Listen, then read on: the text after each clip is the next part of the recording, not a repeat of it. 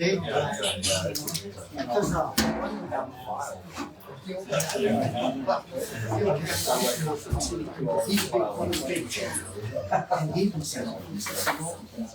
Dave Berger to the front. Dave.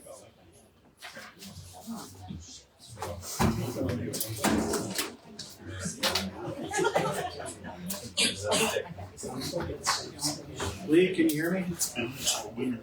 Yes, I can hear you, Rob. Okay, good. Okay, let's get started. Call the meeting to order. Let's stand and say the pledge. The pledge of allegiance to the flag of the United States of America and to the republic for which it stands, one nation, under God, indivisible, with liberty and justice for all.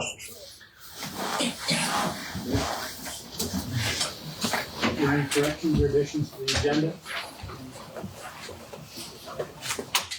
I don't have anything else. I don't have a correction, I'd just like to have, from now on, because everything's on camera and a lot of you guys aren't, from now on, if everybody would, just when you want to speak, just stand up and say Dave Berger, Oliver County resident, or if you're with somebody, just say who you are. Because the people that are watching, they're always calling and saying, who was talking about this? This way everybody understands. You know, if you're going to speak a second time, then just say Dave Berger again, or whatever. But I think that's the way we got to do it from now on, just to keep everybody informed. Okay, thank you. Minutes. Can we approve the agenda first? Oh. Is there a motion to approve the agenda as presented? I'll make a motion to approve the agenda. Is there a second? I haven't seen it, but I will second. All in favor say aye. Aye. Aye. Opposed? Okay, agenda's approved. Minutes. Did anybody got a chance to read minutes? I sent them to you last night, so everybody has the afternoon. I read through this, Lee, I read through the minutes and I see everything is correct. Okay. Do I get a motion to approve those as presented? I will make that motion. I'll second. All in favor say aye. Aye. Aye. Opposed? Motion carried. Bills. Yeah, you sent those out. Does Lee have a chance to read Lee, it? have you I had didn't throw. Have you had time to review the bills as presented? No, I haven't. Okay. So I will just sit tight. Okay. I guess I only had two questions, and Linda and James answered that for me 2 days ago. One thing I want to bring up, and maybe Katie and Darryl will talk about it later. We had a $10,000 bill for electrical repairs down in one of the shops that had to be done. More of a safety issue, but it got done, so everybody understands we're not trying to waste money, but this was something that should have been done years ago, so we did approve it, so that's part of this. So I'll make a motion to approve the bills. Is there a second to approve the bills as presented? Did you look at the add-on? Yeah, I have seen the bills, unless there's some that are new. I will second the motion on the ones that were presented. Nice handwritten, it's right on top of your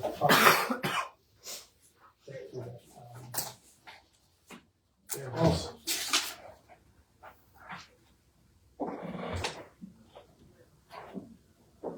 Lee, the bill for the patrol car repair is on there, so that's gonna be larger than normal.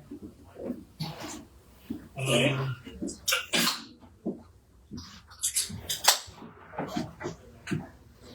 What is the Butler repairs? That one's Oh, cutting edges got it. mostly. okay. The rest of it's all general stuff, Lee, normal stuff. Okay, that's fine. Okay. Is there a motion to approve the bills as presented? I'll make the motion. They've made that already. Okay, is there a second? I will second. Okay, all in favor say aye. Aye. Opposed? Motion I need carried. all that stuff signed, you can't keep it. So demanding.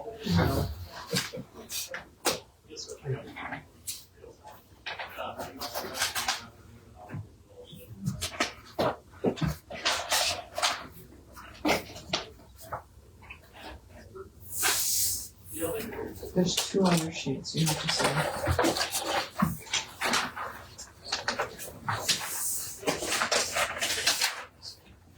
Okay, and you need the blue folder back with all the envelopes. No, the one that Dave's got in front of him. Yeah, so one thing I was wondering was, Staple to it, I don't think so. Oh,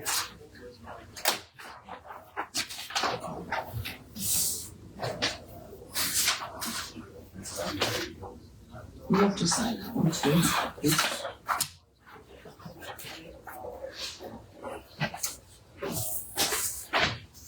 I need that whole folder back too. Yes.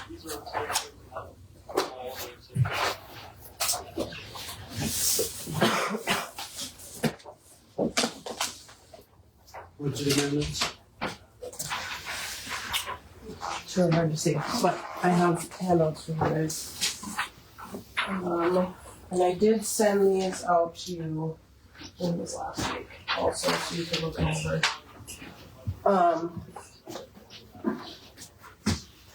It's all pretty self-explanatory. The changes are because of the split that was made. And then the last couple, we didn't actually have a line item in county shop for computers or security, so we just, we're just gonna add those line items, so that way we have something to put them in when we need computer expenses done, or, cause we had purchased a computer for the shop, and then, upgrades to any security down there, like the cameras or anything like that, so. do we need approval to add that? We will need approval for that. I just need a motion that you approve that we're just changing the dollar amount in these lines because of the adjustments that we had made. Lee, have you seen this? No, I haven't. Basically, it's just, we're splitting out the auditor and the recorder and associated expenses, and then Recorder and clerk report. recorder and clerk report, excuse me. And then, they're adding on a small line for, computer expense at the shop and security. They're just breaking it down for them is what they're doing. Yep, and the other thing that was on there was possibly purchasing of a lawn tractor for the courthouse. I did add that in there. Whether or not you actually go through with that purchase, we still need to have a line item in there because we didn't have a machinery and equipment line in the buildings and grounds account, so. Okay. Just because we're adjusting It all this. sounds reasonable to me. Yeah, just because we're adjusting it doesn't mean that all of this money is being spent. It's just we It's need just to moving it. account for Right. if there are expenditures in these lines. Any questions? If not, do I hear a motion to approve? Also move. Second? Second. All in favor, say aye. Aye. Aye. Motion carried. HRE and agenda items? So the only thing we have on there for today, and Alice is not here. She said we could give her a call, but she's on her way to South Dakota, so she might not answer. She would like to institute a total burn ban. She gave me 2 options. Mercer County did something like this. There's a chart on here indicating the different types of fire weather. Mercer County wanted to do this option where it says contact local jurisdiction for burns when it's a low or moderate index. This one is a total burn ban, no burning whatsoever. This one you can contact if it's green or blue. So she said that's kind of up to you guys, but those are the 2 options. How you wanna approve that, or what your thoughts are on that one? More severe on our burn ban right now. I don't know, does a burn ban prevent the fires out west? That'd be awesome, but I don't know. Kenny, you're shaking your head. It's dry. You can always change it. Better be safe than sorry, especially with the wind we're having. Sheriff, Yeah, I agree with Kenny. how about the rest of you, a lot of your residents? I guess we don't wanna see our fire wipe out our place like what happened over by north of Lemon, South Valley Dakota. deal, yes. That was yesterday. I mean, if it's low or moderate, the comment from the Mercer County Sheriff's Department is if they call and ask if they can, burn garbage or something like that, and it's low, then that gives the sheriff the ability to say, oh yeah, that's fine, or absolutely not, that's not safe to do that, so. How do these new incinerators, where do they fall? I guess I don't know on that one. Still open flame would be my opinion, Mhm. But it's contained. I'm just asking. but it's still an open flame. You Yeah, still got it's- your ambers and cinders, 'cause you Yeah. still got holes in them. They still throw sparks every once in a while. They're a lot safer, but Mhm. What are your thoughts, Lee? Well, I'm thinking if we go with a total burn ban, then we should again supply a dumpster. Probably down by the city shop. But that's my thoughts for the rural residents. But I don't know the conditions back there right now. Well, we've had some minor precip lately, but it's still not over the top. They're talking showers again on the weekend. Half inch, something like that. So I'll go along with you and Dave, whatever your thoughts are on that, because like I say, I'm not familiar with the local conditions right now. Put it on and reevaluate them up. So put the permanent one on or the temporary? Well, they're both a total burn ban, but the one gives the option of local law enforcement to say if it's low enough, yes, you can burn your garbage. That's the one I'd be good with. Yeah. Okay. So what do you call it, option A and option B? Yeah, we can do that. I suppose we need a motion, right? Make a motion to go with option A of the burn ban for all the county. Lee, option A would give rural residents the option to call in and get permission from first responders if the conditions are conducive. Is that okay? That's reasonable, yes. Okay. So that's a second, I take it? Yes, I will second. All in favor, say aye. Aye. Opposed? Motion carried. Do we need to stay on schedule or can we? The only thing underneath the burn ban was there was a request to put a public dumpster down at the county shop. And we spoke to that. But yeah, so I mean that's kind of up to you. We'd have to call Trans Trash to get that set up again. It was about $500 the last time we had it. I don't know. How much did I it don't know how cost? many people used it. I really don't know. great. Yeah, there wasn't a whole lot that last time, but I don't know how many people actually knew about it. Knew about it. Right. I know we put it in the paper and I had put it on Facebook. I mean, it was talked about that it was there, but that if people, I mean, there's a lot of people that have their own garbage service that they pay for too. So I don't know how many actually used it because they already have their own dumpsters and stuff. Well, so. if they convert with calling in, maybe we don't need it the Right. first month. Right.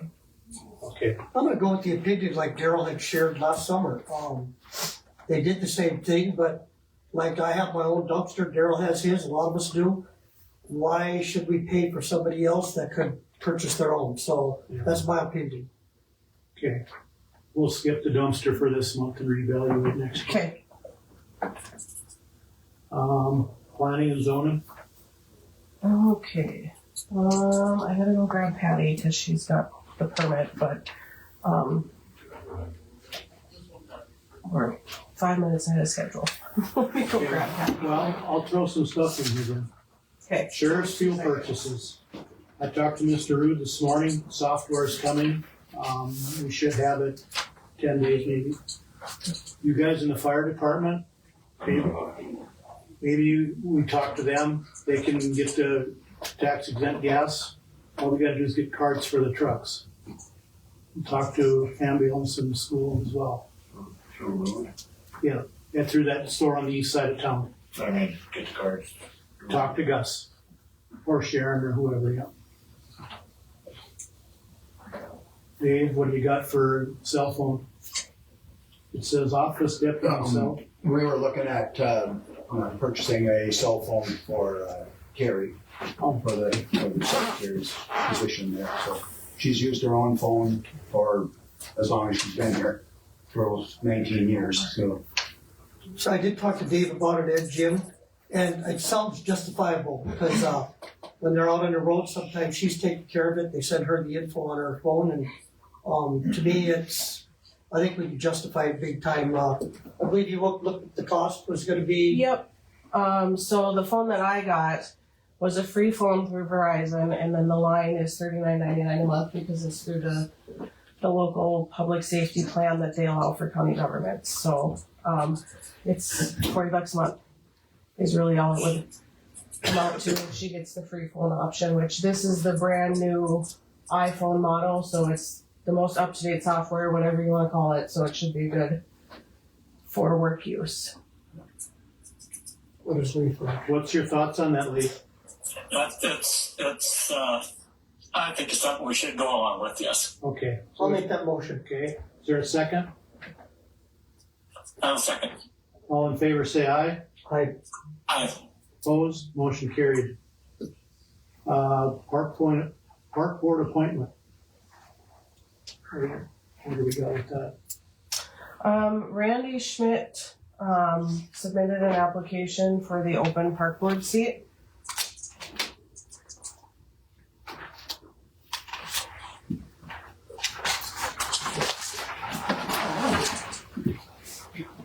He's the only one that submitted an application for that one, but Randy called me on it. I'll make a motion to appoint Randy Schmidt to the Oliver County Park Board. Did you hear that, Lee? Yes, that means, Dave will be on there, and Randy? no, that's the park board, Lee. So you guys are all three on the park board Yeah, already. commissioner's already on, so Randy would take my spot and Daryl Hyde will continue to keep his spot. Okay, Daryl Hyde it'll be Daryl Hyde and Randy And the commissioners. and the three commissioners. Right, that is correct. Sounds okay. Right, have a motion to that effect, Lee? I will second or make it, yes. You made it, Lee. Okay. Second. Dave seconded it. All in favor, say aye. Aye. Opposed? Okay, what do we got for planning and zoning? Hattie's looking for the application right now, but Planning and Zoning Board did make a motion to have a public hearing to reinstate the moratoriums for both solar and data centers. They feel that the removal of them was a little bit hasty and they want to put it back on to give them time to write up an ordinance. Their intention is to begin the process of doing the ordinances right away this month, starting on the 24th. Their hearing for the moratorium is on the 15th of April at 6 o'clock. The question I have for you as commissioners is, would you be willing to have a second reading prior to the May commission meeting so that these moratoriums can be reinstated, if that's how you feel you would like to move forward? I'm not sure we want to do this before the legislature's done. Okay, I mean, I'm not completely opposed to it, but the legislature's still got their thumb on some things that might right, not go our way if we did this. okay. That's my concern. And that's perfectly acceptable. I know they're still gonna go through with their first reading of the moratoriums on next Tuesday. We can wait until the May meeting for you guys to do another reading. That's fine. I was at the Capitol today and they're hashing a lot of things, so I think we should wait. Do I hear a motion? Is there a My motion? feeling on this, I want to make a comment first of all. Okay, sure. The consequences of doing this before the legislature is done, it could end up being disastrous for the county. You know? I agree completely. It tells them that we don't need revenue, is what it kind of tells us. And we've had recommendations from the state's attorneys of the coal conversion counties and also from our state legislatures that we better not adopt these moratoriums. So that's my feelings on it. So delaying the action, I agree with. Is that a motion to table, Lee? Yes, I make motion to table. I'll second. All in favor of tabling this, moratoriums until further down the road, say aye. Aye. Aye. Opposed? Motion carried. So to be clear, this is just, you're not having a special meeting for it, because planning and zoning already scheduled their meeting for Tuesday for their first reading of this, but that doesn't mean you have to act on it and implement it until the May meeting. Correct. Or at all. You don't have to do it at all. This is just, we're going through the proper procedures, similar to how an ordinance would be enacted. Where you do a first reading with planning and zoning and a public hearing for input, and then a second reading and final approval at the commission meeting, because ultimately you are the final decision makers. This was just more of a for your information that the planning and zoning board is moving forward with trying to reinstate these. This is not a, here, reinstate these. It's just a, the We're board gonna start the has process. decided to start the process again. I'd like Lee to be back, that's provided he does get back from Arizona, maybe he won't, so.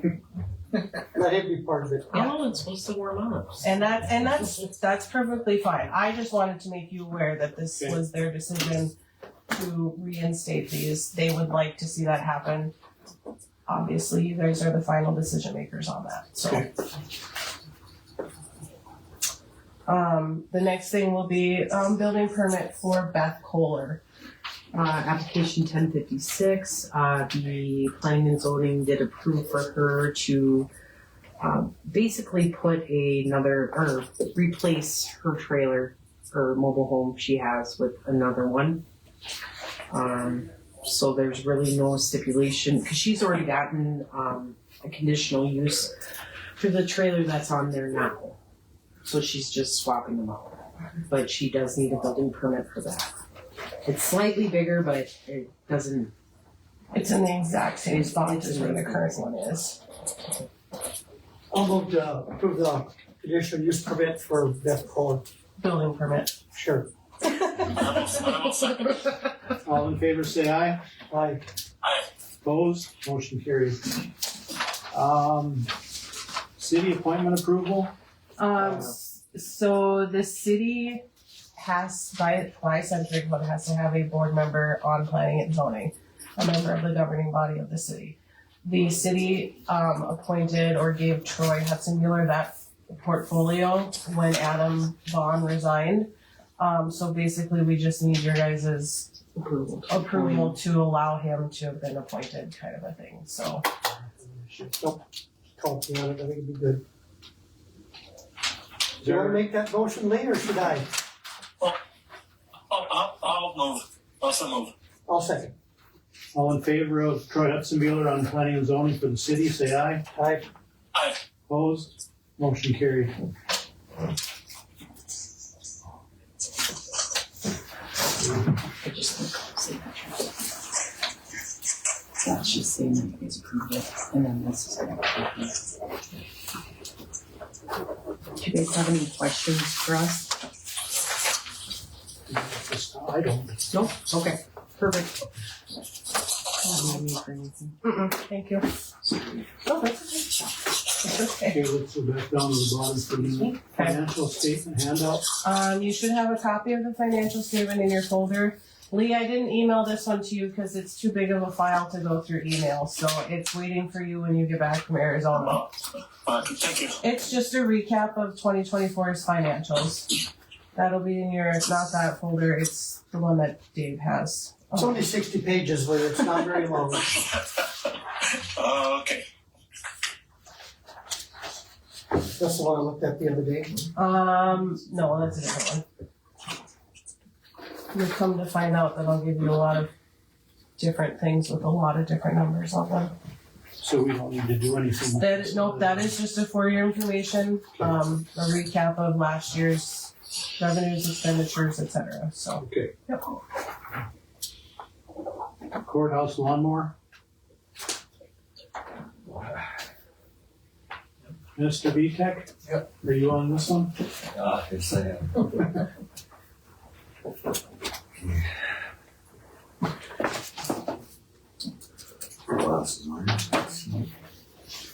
Okay, yeah, I've been dealing with this guy in Bismarck on it's a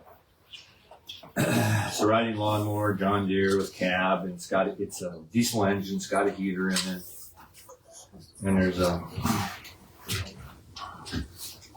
and I got a few attachments, like he's got a trailer, and it'd be the deck on there, and he has a bagger, but the bagger's kind of broke, so I don't know if we want to get that, but it has a trailer, and then he has it's like a max feed.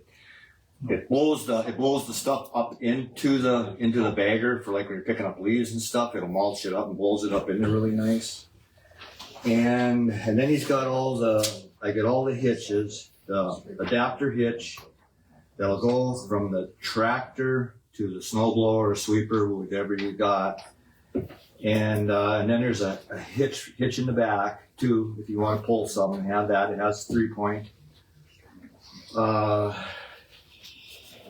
And what else is there? Yeah, he wants with the tractor. I mean, it's in really nice shape. It works good. It's actually a 4-wheel steer. Crab steer, really. Crab steer, yeah, it's 4-wheel steer. It actually steers 4 wheels. So, and here's what he wants for it. I got that for what he wants with the. And then he called me again that he probably would sell the snow blower, and that would be $2,250. So, and I've checked around and everything. I mean, one of these cabs like this are from John Deere is like $8,000 if you can find, or if you can get one used one, if you can find one. And then that hitch. There's a picture of that. Must be. Oh, right there. There you go. Yeah. That is, I think that's like 500. No, it's like over $1,000. And because it's got the dual cylinder on it, they make them with the 1 cylinder and a dual cylinder. And you want the dual cylinder for, probably not for a snowblower, but for a sweeper, so you can angle it. And this one has that. So yeah, so he wants 83. The bagger, I don't know, it's kind of broke up and stuff, but then I went to John Deere and seen what a new bagger would be, whether we need that or not, and it's like $1,200 for a new bagger. That, and then I got prices on the snow blower and the sweeper. But if he has that one, I think the snow blower was $3,500 and the sweeper's like just about $5,000.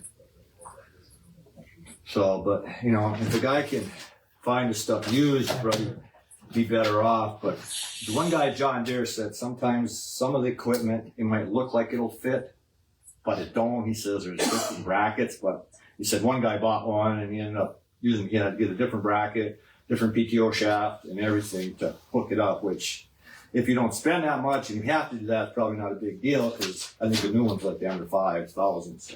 Right. And now this tractor's in. He took really good care of it. He changed the oil in the tranny and on the hydrostatic. He changed all that. He's changing the engine oil. Ballpark hours, And hours are 9 something. 900. $900, yeah. So I don't know if he wrote that on there or not. He probably did. we did do some check, and a new one's gonna run us close to 40,000. Set up like this one. Yeah. And how much does this one like total? It'll be, well, we'd be under, if we could take that snow blower, be around 10. 10.5. What'd you say the snow blower? He wants $2,250 for a snow blower. And it was the one that was on the tractor, so it would match up. So you got $2,250 plus 83, because I don't think we need to get that bag, because he said another $300 for that bag. I don't know if you want it, but you still got to get a bracket, because we can't mount it to the tractor. You got to get the bracket for the bagger, and that bracket is $600. I checked at John Deere, that's $600, and the whole bagger, everything, the mount and everything is $1,200. That makes sense. So that don't make no sense. So why would you spend $600 there and give them another $300, which is $900, and you're down to buying a new one, right? It'd be $10,550 for Right. the tractor. And it's you can tell he took real good care of it. It's in nice shape. Yeah, it's got the heater's pretty decent. It's got the vents that come up. that come up and blow on you here and see what else is. It's a diesel. So yeah, it's water cooled. What are your thoughts, Lee? I'm thinking that Keith has put some research into this, and I believe he knows what we need. So I would go along with his recommendation on that if you guys agree. Do I consider that a motion, Lee? Yeah, I'll make that motion. I'll second. And I'm sorry that I'm late. I had a court appearance I had to make. Is there anything that you need from me? Not right now. Okay. So far, we're good. Okay, now is that with the snow blower too? Yes. Okay, For 10,550. and then I will try to find a sweeper, because that's what I really would like to have for the sidewalks and stuff. The sweeper this year would have worked good, probably other year, no, a sweeper probably wouldn't work good, but this year So under discussion, should we add a little to that, for a sweeper. just in case? Yeah. We find out Well, something. we've got something left in her budget. Okay. We got room. He has one, but I'm trying to talk him into selling it. He wants to sell it, but his wife won't let him sell it. I don't know. He hasn't used it in 5 years, he said. But We'll see who wins that argument. yeah, I'm guessing she's winning. So All far, in anyway. favor of buying the lawnmower, say aye. Aye. Aye. Opposed? Motion carried. You guys need that stuff, or That's between you and the auditor. okay? I can do that. Take care of this later. Okay, all right. Thank you, guys. Courthouse spraying bid. I think Dave kind of talked to, Yeah, I've been talking to Scott Miranda. They will do the spraying like they've done in the past. And so, no one else around here does it. And I talked to a guy in Washburn. He wouldn't come over for a little job like that, so I think we contract Scott Miranda, or S&M, is that what it's called? Yes. Spraying, and have them take care of the courtyard. They're local. They done it in the past. They've done it Yes, in they the past. They know what to do. they do it every year, and then they actually do come in and spray for bugs too, like around the doors and windows of the building also. Okay. So I'll make that motion. I will second that. All in favor of hiring S&M for the courthouse spraying, say aye. Aye. Aye. Opposed? Motion carried. Denny's Electric, that's the generator. Yeah, same amount as the last time. I'm just kind of curious what your guys' thoughts are at. I have not gotten that second bid that I had said that they'd come out and look through. I haven't heard back from them at all. So the new one runs $39,115.12 from Denny's, and then it was about $2,900 to remove the old one, and that's out of Dickinson. So. Isn't that the one you guys were working on last year, really? Yes, that is what I believe Blake was, they were in contact, and I think you've been talking with Nexter about some funding with that also, so. So that's complete, hooked up, everything ready to Everything, run. yep, they removed the old one and they installed a new one, and it would actually be going outside instead of in the boiler room like the old one is right now. And it would run the entire building. The old one only ran, I believe, the sheriff's office and jail cells and maybe a little bit of the building, but not the entire thing. So if we had to run on backup power, the rest of us would be here doing pretty much nothing because we wouldn't have power. Do we have a time commitment on that? They did not say that there was any time commitment. I told them that we were kind of waiting on a few different things, and they didn't seem to have an issue with that. So it's kind of what you guys decide and kind of how things fall into place with funding also. So. Oh, okay, I guess so that I didn't order right. I was referring to when can they get it done? Did they say? Oh, they didn't say. When I talked to the gal, she said they have at least one, maybe two in stock to where we wouldn't have to be waiting for one, and it's not like they're flying out the door, so I'm guessing we could start it relatively soon. Okay, thank you. Do we have a commitment on the funding for it?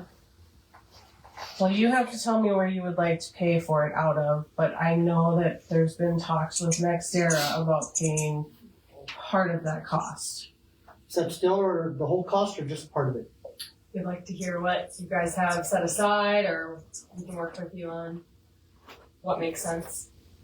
Well, I think the whole cost would be great. You've got to have open discussion. So there it is. The beans you brought donuts. We do have money, this would be considered like a maintenance under capital projects.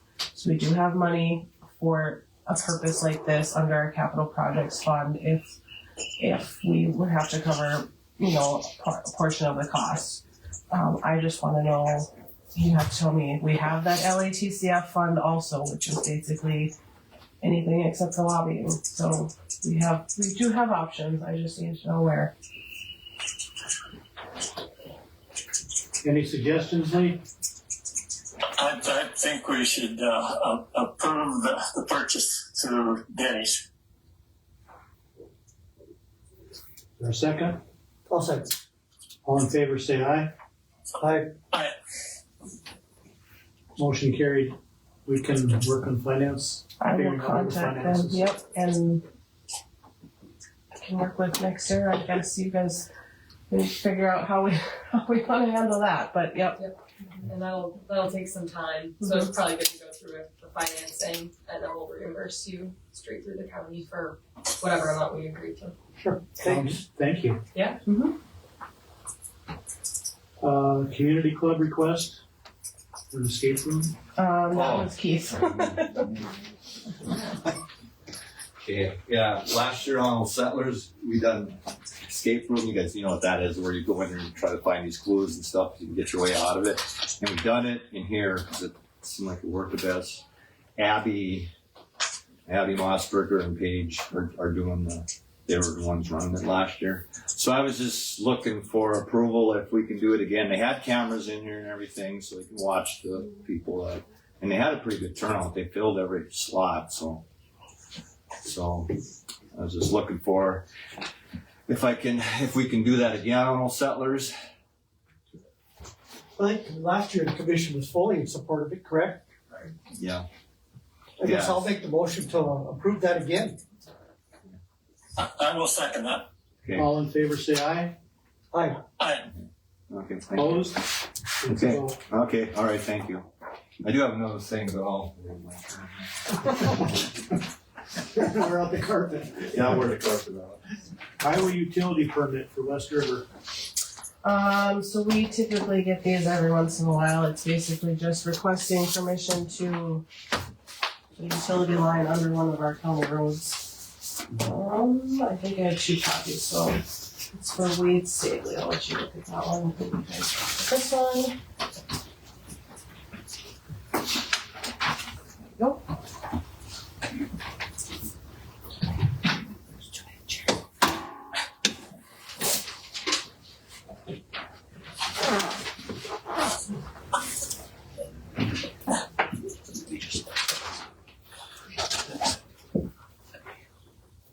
They have to dig into his yard or what? That I'm not sure. They usually just send that to me and I bring it to you guys and see what It looks like it. the guys say over there if they're okay with it too. So, it looks like they just gotta replace the line. Lee, are you familiar with these? I'm sure you are. Yes, I am, and we've never had a problem with them in the past. And it's minor, something they're required to do, and I have confidence that the decision to do it would be the proper one. Does it cost them anything? I mean, we don't charge a fee for this. I wouldn't think so. They just have to get permission to do it. Right. So Is there a motion to approve this? I will so move. Second. All in favor, say aye. Aye. Aye. Opposed? Motion carried.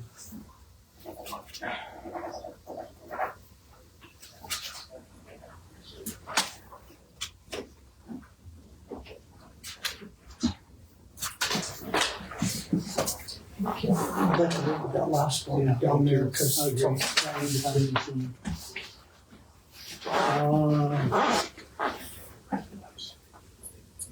that one we could address, he's not coming. Okay. Dust suppression and speed limit signs. And I think, Brent has called you, right, Lee? I didn't hear that one. Brent Isaac. Did Brent call you about the dust suppression and speed limit issue, Lee? He talked to me about it. I haven't checked my mail for a few days, but he did talk to me about it last fall or the middle of the winter. So I did call him a couple days ago, and I've been talking to Kenny and Daryl. I think you put signs out there. There's 35 mile an hour speed limit signs out there. Brent's concern is, like anywhere on a county road, if there's not a deputy sheriff or a sheriff out there, they fly anyway. But he would like chloride put in front of his place, half mile. And the cost would be, we're gonna figure that out. I got it for when we're up there. Yeah, if you wanna do that now, we'll just get him out of the way. And Well, we're kind of into the road stuff, so if they wanna come up and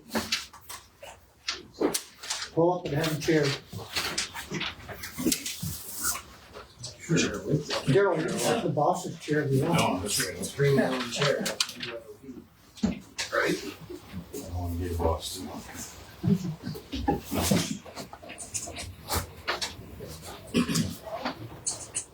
So the ready to spray calcium chloride is 1 gallon to 25 square foot area. So figure a 4x8 cheap plywood. That's 32 square feet. So for every foot up the road, you got 25 square feet, so it's a 25-foot wide road. Mm-hmm. So a 250 gallon tote ready to spray is $1,800. And that would cover, Not quite a quarter mile. 1,500 feet. If you buy something spray. And that's without the cost of spraying. Application. So that 5,000 a mile, I had said what I learned pretty close. I don't think you can do it for $5,000. Okay. Is anybody from next era? Mark, you know, you guys did it out on Hanover Road. Do you know what it cost you? It's expensive. Yeah. I don't have that. Okay. Figures. Well, we're, That's just, It's a buck a foot, Yes. it's $5,280 a mile. oh, goodness. It's a buck right a foot. Yeah. That's no application. Yeah, because you gotta work the road with it, you gotta spray it, you gotta get somebody to spray it, wow. work it in. So the suggestions to me have been, if we do it for one, just about everybody in the county is gonna want it, except Lane Wilkins. But, just about everybody else is gonna want it if we open the door. So my view would be to not do it. I'm not sure how we can work with Brent to make it better, but I see his situation. He's right by the gravel road, his house. But a lot of us are, so I don't know how to address it. Yeah, I know, it's hundreds of miles. You guys got any suggestions otherwise? You put the signs up already? Yeah, the signs have been up since last fall.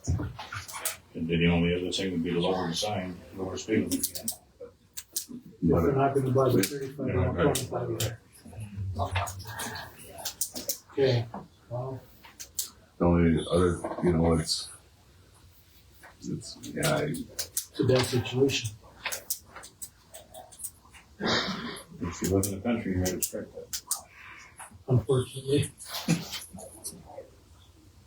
Okay, well, I guess we'll monitor it, that's all we can do. I'll talk to Jim Jackson. I think he'll be at the next commissioner meeting with Moore Engineering, see if they have any ideas. I reached out to Northern Improvement and heard back. I'd actually tried calling here some time ago just to see what it they've got actually ideas. ideas on, the application with the product, because like you said, everybody's gonna want it if you do it, but they do have pellet form where you basically put it in a salt sander, drive down the road. But then you can never blade it. Yeah, and that's As another, soon as you bleed it, it's gone. it's gone. That's the problem. So then you're lifting the, Yeah, not a good deal. okay, well, we'll just have to keep that up. We'll work on that one. Road maintenance with NextEra project. You guys want to come in, sit down? The chair's here, over here. Mark, come up here, make yourself comfortable. I might want to know the positions. I'll do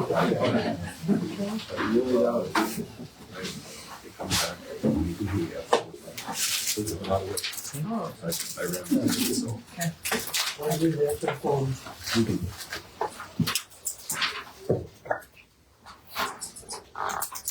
I have no idea.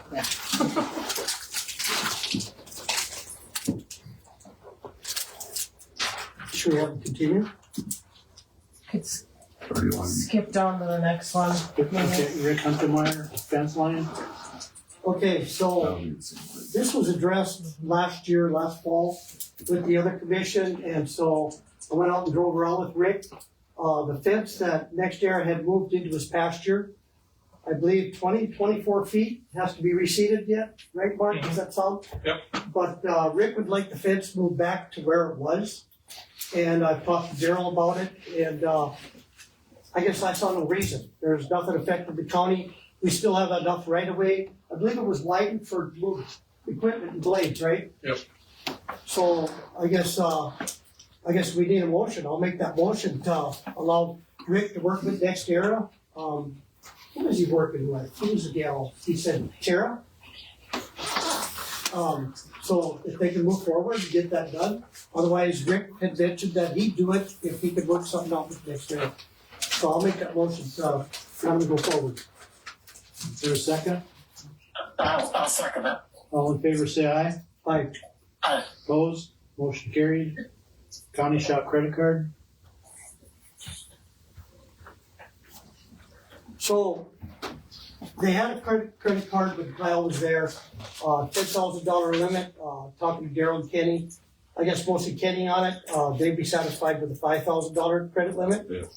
And just for if they need to buy something, they don't have to come back and get a check. For And hose repair or something like that. Yeah. Something that can't be direct billed Right. to us. We got accounts in both places, Suppliers. but there's a few that we can't. and then he would itemize it at every meeting, Yep. so we know a breakdown of everything that's charged. Yep. I don't have an issue with that. Once I get the minutes typed up, I'll take it to the bank because they'll require that. Yep. Slide, there's some up here to us. Is there a motion to approve a credit card for the county road department? I didn't hear quite what they want to do. They want to decrease it? Or what? Well, it would be the same card as what Kyle had, only they would decrease the limit from 10,000 to 5,000. Would be a whole new part. Okay. Because I they- did. We don't have It would be a completely new card though, Lee, because it would be a different name on it. Sure. Okay, I understand now. Okay. Is I'll there- make that motion to give the county road credit card $5,000 limit. There a second? Second. All in favor, say aye. Aye. Aye. Opposed? Motion carried. County shop camera updates. I did get the quote from Jeannie from Electro Watchman. I know Kenny was working with us to update the cameras down there. And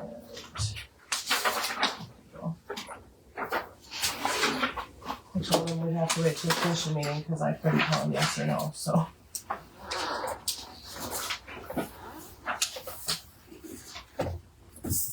Yeah, and the update, our, basically modem that runs our cameras is obsolete. It only records 15 days. And the new one, I don't remember what he said. I think up to 60 Yeah, I possibly. thought it was 2 months, but Because there's only 4 cameras down there, at least right now.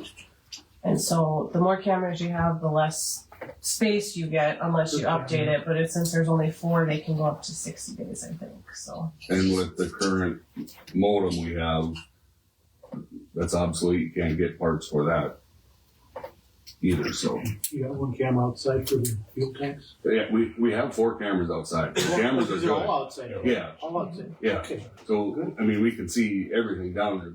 Our recording capability Is your isn't problem? there with this That's whole the modem. problem. Yep, and that's what I believe. That's what I they. think that's what this is. I know he had mentioned that the actual cameras may need to be updated at some point too because they're getting to be obsolete and outdated, like the picture quality. But for right now, they're okay. It's more or less just the memory right now.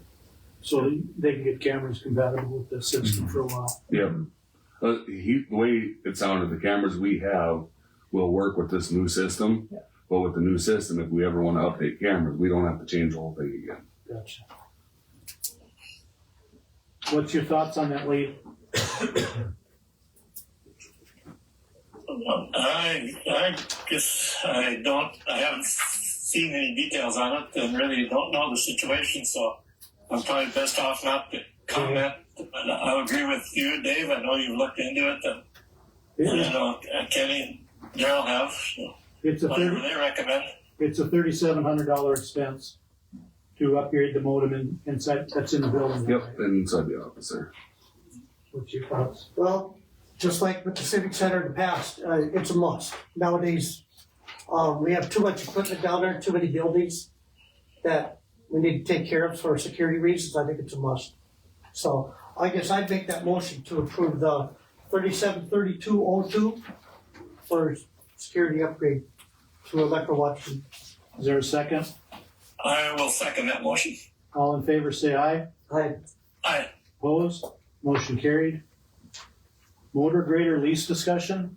So I know I called you on this one because you talked to Casey. There's something about with these new lease we're doing and one of the old machines, like buying it out and then trading it in on however. I need the details before I can say yes or no. And I know we talked about just bringing it to the commission so you guys can discuss it a little bit further. And then we get the full details because I think Casey was a little confused on what you guys were talking about versus what he was explaining to me. And I'm like, that doesn't seem quite like I heard from Rob or you. So I'm bringing it here so we can get it all What's your hashed out and thoughts on figured this? out. So. Well, we like we talked about is trading our spare machine that we have now Right. in, and then keeping the one that's scheduled to go back this fall. Correct. Now, when I talked to Casey and Daryl, I think when you sit down and look at it, because we'd have to make that end of the year payment. Well, if we pay the 160, use the 105 as an offset. Right. But if you pull it out in 3 years when we can, get rid of the spare machine totally, you'd have that money to buy, we'd get a newer machine for our spare, and we'd be money ahead. At that point, we could probably go with One of them, that's. That we just there's got. two- Yeah, there's two coming out the Yep. same year. Yep. So you're thinking do it at that time? Yep. I think this time we'd be money ahead to leave it go the way it is. Yep. I'm okay with Run that. the old one out. Because then we'll get, It's not gonna depreciate a whole lot. no, and we'll get more, we'll have less hours on these when we can buy them out than we would on the one we currently have. Okay, I'm okay with So- this. Yeah, I think it's a good deal. Now that we've given Keith a tractor, he could go out and help the road Right. maintenance too. We have a spare mobile, I think. So we're doing the leases As as originally presented, Yeah. no changes, no, okay, Right. Yep. perfect. I think that's best being approved at last meeting. Okay, that's all staying.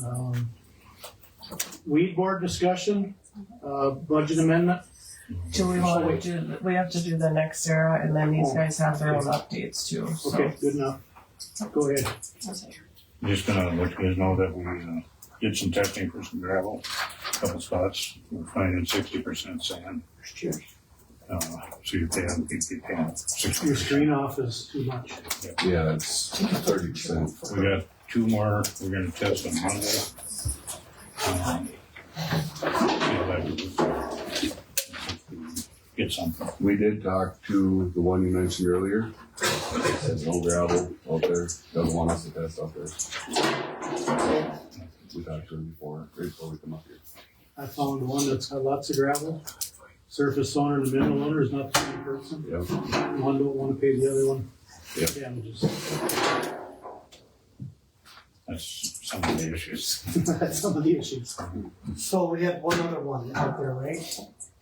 You were gonna check? Well, We got two we're gonna check. Okay, And the one you We're gonna continue mentioned, yeah, those we'll be doing Monday. painting some of the walls on the inside of the shop. It's office walls are painted. Looking pretty good on there. We got a lot of the fence, all the parts, pretty much all the parts for the fence there. They're working on that. It's over half done. For a while. Just like you said, the electrical on that post storage is done. He got the bill on that already, so. Mm-hmm. and that included new lights. Yep. because it was pretty dark in there without. He's really kicking butt on things when he comes in, so it's working out pretty good. Okay. Yeah. Can I bring up, how's the handrail looking for the, We've got everything welded, now we just gotta get it stood up, okay, so. One big thing is the cutting edges that we've been working with. We ordered a half a semi and got it for half price. Right now there's 68 hours on the one set, still good, and we run 3 sets of hours already. compared to, One set of Yeah, we got 68 hours of the 29 millimeter edges. And in that same time frame, we went through 3 sets of the 13 edges. And we're still running that same, so we got probably now, since we typed this up, there's probably 78 hours on that set. so a good investment. Yep. seemed like a lot at the time, but it's sure panning out. Good. Another big item is that we can't seem to get delivery sheets from roads when they bring product down there. We're saying that we need delivery sheets, and they're telling us they've never done that in the past, so they have to. They're saying no. So I'm saying, let's not pay them. If they don't want to give us a sheet, let's not pay them. What they're doing is they're giving it to auditor's office. But if we're gonna keep the right things on store, on file down there, they gotta have it. Yeah, how can we inventory it? Yeah, Exactly. you two gotta be the thumb on that. Yeah. And they've really changed that around, so I think we need to, and I can, talk with Gus and Sharon if they want. Yeah. Or Kenny and I can go up, meet with them, whatever, but I think it's something we need to, Put a Dropbox or something there for them. Anything, they clip it on the board. Mailbox or whatever. No, just a delivery sheet, so we got Put it on the 10 board. cases of grease, we can sign off saying, yep, we got them. I don't see why And that that's- would be a problem. And that's, Yeah, we turn them into the auditor. Yeah, you two gotta be the lead on that. Yeah, they usually just bring up the envelope with all the bills Mhm. for the courthouse and the county All the shop. They bills. just bring it all at once and give it to Linda. I mean, you'd usually, think but- they would want that too, just for their own liability. And they said that they can't get the price put on there. Well, they bid the whole thing. They know what the price is. We don't care what the price is. Just put units on, so you two care. right, exactly. Yeah. If they give us 10 cases of grease, just put on there 10 cases of grease. We know what the price is. If they give us 500 gallons of fuel, 500 gallons. We just know what the price is. But to get them sheets is pretty important right now. I agree. I'll get the deputy to go with me and we'll go up there and check it out. But now we got a couple of Oh, I didn't. We talked about, liquidating some things that are just sitting around.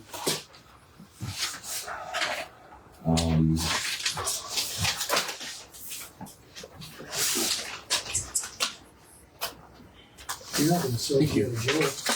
Well, we heard you wanted it. I didn't say. So this is just some stuff that has been sitting that's not being used. And now would be the time to liquidate it while they're still worth a little bit. So do you wanna explain why we're getting rid of the pickup? The pickup, it's, and people have seen it, it's 1985 camouflage Dodge. It has not been moved in a year. We were using it tarring, and stuff like that. We do have some other things, that we can use. We plastic the hole inside when we go tarring, and stuff like that. Be a little bit cleaner with the stuff, clean up when we're done. We did it with the state with the new vehicle, we can do it here. And right now we've had some interest in. Yes, several people, actually, for that old pickup. Same with G.I. Joe, and actually everything that we got sitting there now, we've had quite a few people come in the People yard. looking. Yep. Well, it's not gonna go up and down. So do we need a motion to put these up for bids? Yeah, because I'll have to put an advertisement out there and then determine, this last items we sold, we didn't have a minimum bid. But I see you have a few that do have at least a minimum Yeah, of, there's do two we there wanna that set should a have. minimum for all of them? So that way it's not That's just the one. a free for all or, just a couple of them. Just a couple of them because they're, the international truck. There's with the sander and ling, or sander and plow alone. worth what you're thinking for Yeah. them. So Lee, do you want these read off so you know what we're selling? It's not you yet. Is it a long list? No. 6, 8 items. Yes, I would like to. Okay, there's an Oliver wheel packer. I don't remember seeing that around. It's been here a while. It's the last time we used it was when we did the parking lot out back of the courthouse, and we couldn't keep transmission fluid in it. Okay. We'll let you run that as Keith. Yep, Keith, you might want to buy that for personally. We're not doing the truck pulls now, so I don't think anything. But yeah, that thing did leak tranny fluid in that. There's a brush chipper trailer. The old international truck, Single axle. single axle truck with the stainless steel sander and the plow kit on it. And that old camouflage Dodge pickup. The one I call G.I. Joe, that old payloader. And then the overhead, there's an overhead frame, hoist frame on wheels. Lift mechanism. It's like a, old gable for pulling old semi motor or whatever, stuff like that. Those are on there. That's it, Lee. Okay. There's six items total. Kenny and Daryl know what they can use and what they make good sense to get rid of, so I would go along with that. I would make a motion that they move ahead with the Bid. auction or what's going to be a bidding. They thought bids, but we could do either one. Prefer them bids. They're preferring to do It's bids. easier for you guys. Okay, I'll second that. Okay, I've got a motion and a second. All in favor, say aye. Aye. Aye. Opposed? Motion carried. The only next thing would be next year, I think. Yeah, and then our fuel tanks too. We moved them to directly south of the shop. Move them from the property thing. No, No. yeah. Oh, yeah. Well, they're still on the same property, but we moved them from where they were east of the shop to directly south. We checked with our insurance to the county to make sure everything was good. They're good. We got the site and the berm built around the backside, and I think Interbase told us now once we call them a week and they can have it here and stood up. There were the two other tanks that were, are they gone? Yep. Okay. Yep. Thanks. The ones out in the country? Yeah. They're back. Yep. They're in town. Okay, excellent. The fuels in town, tell them the tanks are, one was Rude's and one was a personal, Yeah. right? But the fuel has all been delivered back to the county. Excellent. Have to take care of that spot that we were looking at over in the other corner too, keep it away from the road And this way you're able to and. drive around from either way, no backing up. You don't have to worry about trying to. And then where the close to the vehicles are, the electrician's gonna put outlets there and fix where the outlets were at the tank there. They're gonna put outlets so you got actual plug-ins to plug our equipment in the winter. Okay. So we got the gravel pile and the ash piles moved to the west side. And that's all bladed off and The equipment, keep Yep. us in the shop. Yep. Nice rule. Yep, Did we have a plan for that yard pole where the power was for the fuel tank? it's coming out. Okay, We're waiting on him. The electrician's gonna bring us pipe for the power, and we're gonna get a trencher and trench it and lay the pipe back in, so there'll be no power or no pole there. And then there'll be 3 yard lights behind the equipment spaced out with the outlets on. So you plug each in. Yep, And they put a outside light on each end of it. cold storage too. So, slowing that up. East and west. Yep. Yeah. You have gravel and do that new tank? Oh, do you have any extra tanks now? We're gonna have one. Put that on. Or do it some other, we can do it some other time. I was gonna see how it works Works first, Okay. and then Keep it as this. Another spare. Cheaper to keep that than buy different. Okay, And the only other would be next year. okay. Did you need to address anything as far as that new trailer we bought? There- it is required. So we're gonna have to do something there, depending on what we wanna do.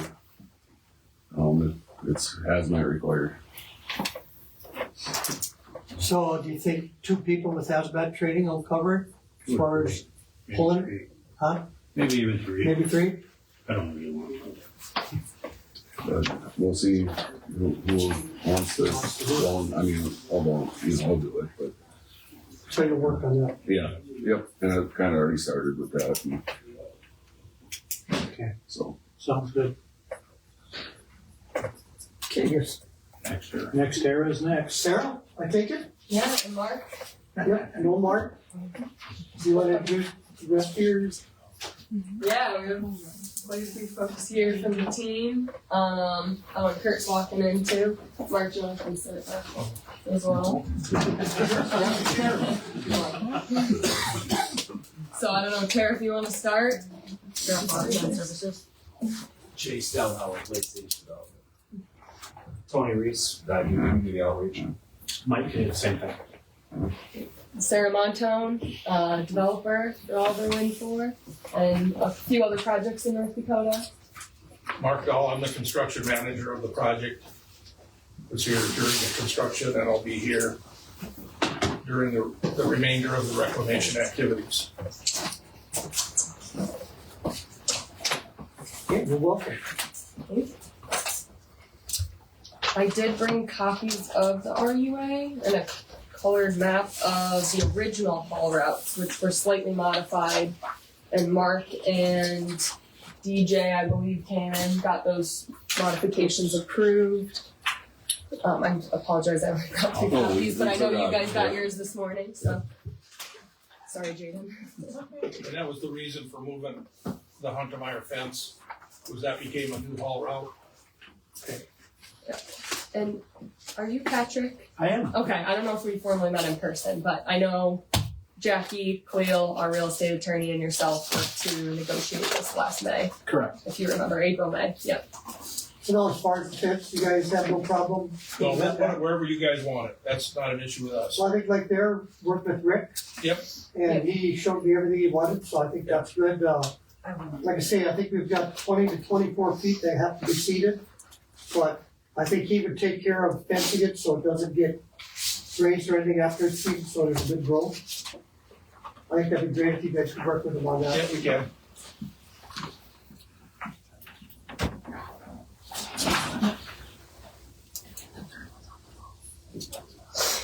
And then you're okay with leaving that road as it currently is?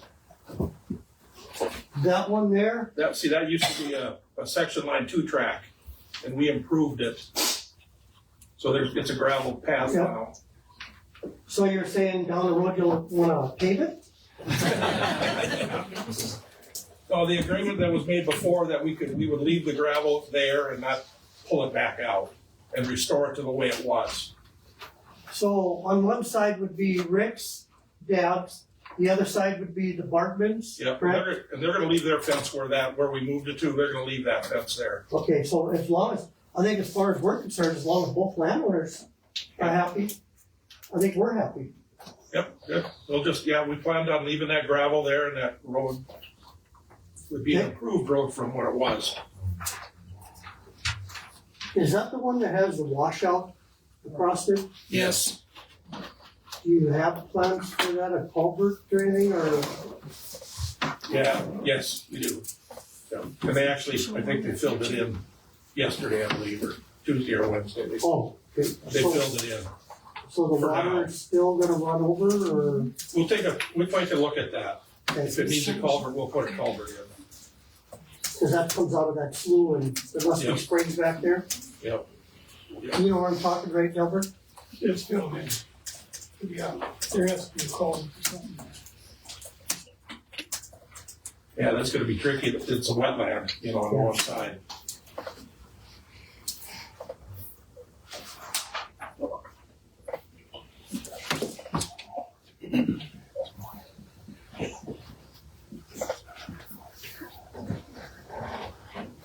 There's one up copy on that TV.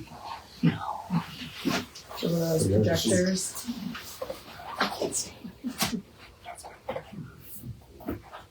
Okay, do you have anything else? I guess my concern is when you called, I think I've explained most of it. We've got quite a few landowners here. The big thing is the two roads, main roads, right? And then the Hazen Road and Hannibal Road. I guess you talked to Daryl and Kenny this morning about it. The big concern is it's not road grade gravel that was put on. And we'd like that, and I think that's what the road use agreement says, it'll be as good or better. And I think that's what the landowners all want, correct?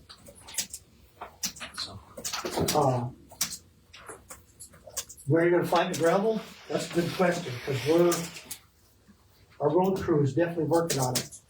We've got a track hole that they're gonna go out and be digging some up, and hopefully we find some good stuff. But the stuff that's there, where's Mark go on me? Mark sent me a picture this morning. Mark is 3 miles north of Hanover? 4, and then you go west, that goes past the bark beds also. When it gets wet, and I was over there a couple months ago or whatever, and when it's wet, it's slick, and part of it is because of the chloride that got put on.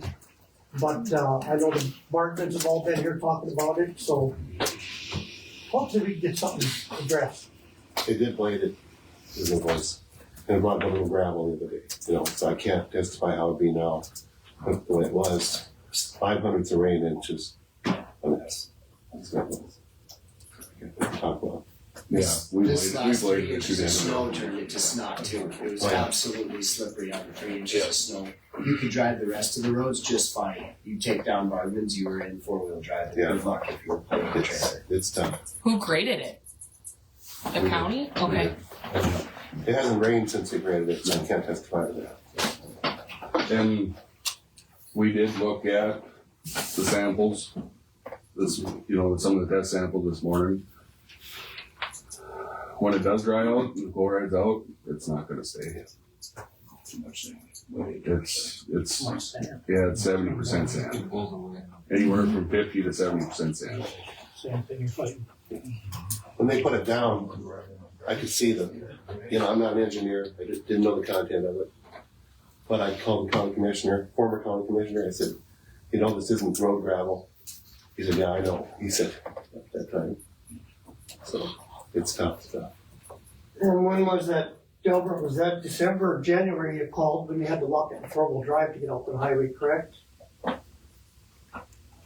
don't know if I have that down, but yes. Yeah, you called me, we went out. And Yeah, I don't know exactly the date, but when it gets wet or when the snow, left, what was on top there, you couldn't go there with a car. Last Friday was a mess. Yeah. With that ice and snow. Yeah, I got a picture, I sent you a picture.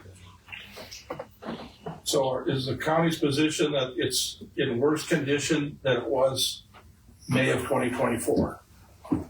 Well, with probably the 15 or 16 phone calls either Deb or I have received, they say it's worse. Absolutely, that was See, it. we were here, when we got here in May of 2024 and started, that stretch that you're talking about, from 47th back to the highway, that was a foot of mud there before we did anything to it. I don't think that was, No. another thing, it's not only the gravel, Yeah, well, there's big divots in there. We could drive there before you guys came. Absolutely. We all have semis, we all drive semis. That absolutely was not that way. In a few days, the road really disintegrated. Yeah. I mean, with the traffic. Because I mean, at that point in time, we hadn't done anything to it. Yeah, so you're saying it was fine then? It wasn't perfect. We're never going to say that. Okay. We know.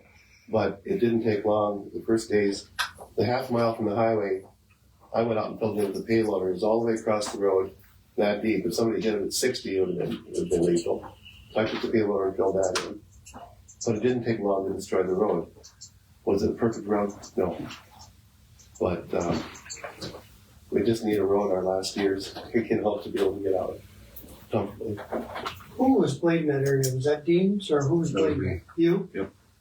Your feelings? With the new stuff that's on top, it's a mess.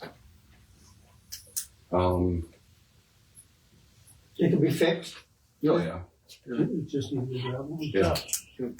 And like I said in the past, you know, there's no play in this. And that's why once, with the chloride, that's why it gets so slippery. You know, but there's no play in it, there's nothing that's gonna hold it.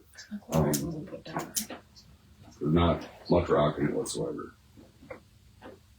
And then on 17th Street, they've been blading it out last summer all the time. And that road is so wide, you could turn around on top of the semi.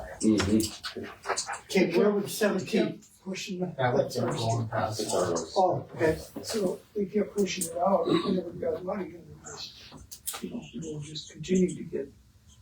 It's flat and wide. Yeah, there's no crown to it.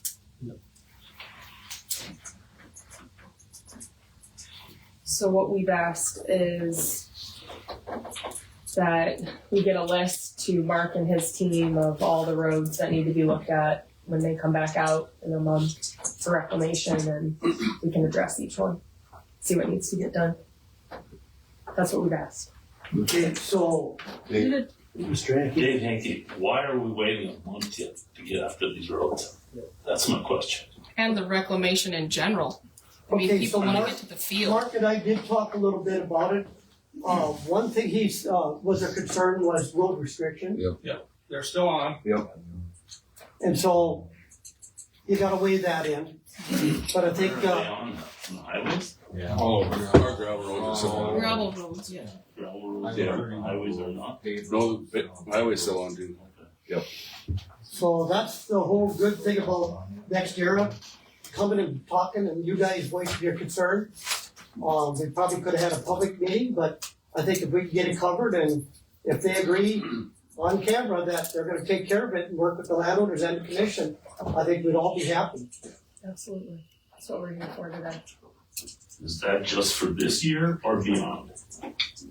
That they're gonna work with us? I would say that's till they sign that road use agreement, saying that it's as good or better. I mean, is this short term or long term?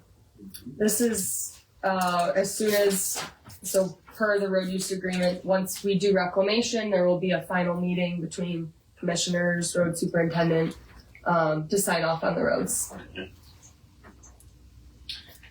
So I have a question on those section lines that's turned into roads. They've built them up in some places, and then when there's not culverts, Okay, just so you guys know, here's the picture Mark Elber sent me the other day. You're gonna see pictures of section lines and whatever that some of you have sent to see. And it's not to make next era look bad. I think, like Sarah just said, they wanna know what's going on and this is gonna show a lot of what's going on. so while a lot of those section lines weren't gravelled, you could always drive them after it dried out. This winter, we've seen maybe about 3 inches of moisture since last fall. And even with that, you're gonna have wash spots through some of those roads that are now section lines that will make them impassable.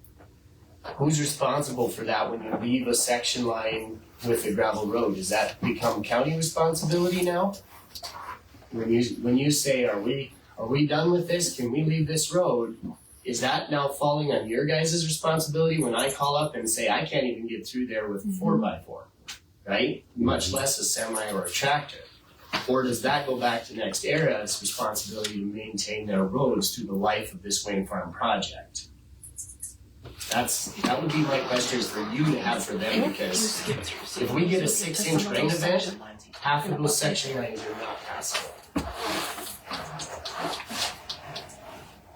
And then on 48th Avenue straight west, Bob Buzzington told me about that culvert is completely washed out on the road there. There should be something put up there so nobody drives into it. on 48th Avenue. So is that the very west end of your project area? No. You know? 1 mile before. Okay. It's just down the road from us. Oh, Let's go okay. on there too. Down from the south. 47, that's 48. Okay. We took the 48th Avenue. Go. I don't know. The north of 17th Street on 48th Avenue, you go straight north. Be almost a mile and a half. There's a culvert in there. That was always in there, but now this year it washed out, so I don't know whether it plugged out or. Where'd Chris go? Is that the one you drove me down, or was that the one Rick Hunterberg took me down? Is it this one? This is a good picture right here. Is that the one you're talking about? That's the one on 48th there. Yep. Yeah, but then you keep going north on 48th there. Bob told me that one is completely washed out. Up by 14th, On at 48th. the end of it. Yep. Yeah, this is one here, but there's a worse one. You might find it if you keep going. That one, they come out there the other day and filled in. If you back up a couple there. They dumped some gravel in that. In that one? It's temporary fix, But it needs a culvert more or less, right? Like Mark said, there is a They existing put a slough there, culvert in but there, but I don't know if it's plugged or dirt washed into it or what, but there's another one further north there that's completely out. Bob told me. Are they planning on putting in culverts or, cause I mean, we've got a spot that needs a culvert too. Because Yeah, it's we've gonna, got culverts to put in, the yard is full of culverts. Yeah, we got culverts available. So I think you're regardless good of right culverts or not, who's gonna maintain it? I think, was that you, Kenny, brought it up about, or Daryl, some culvert got backed over there? Yeah, well, we talked with them this morning Okay, on some of the reclamation stuff, you know, where they took out the dirt, you know, and like I said, it happens, but we gotta get them fixed and replaced because the ends are smashed flat. They're not gonna drain A and, lot of them that day where they widen the approaches, they put extensions on and they, once they remove that, it's gonna have to get new ends and straighten out again and stuff. They got a lot of work in it. So can I answer your question, sir? That was put in as a temporary road to get the turbine components in.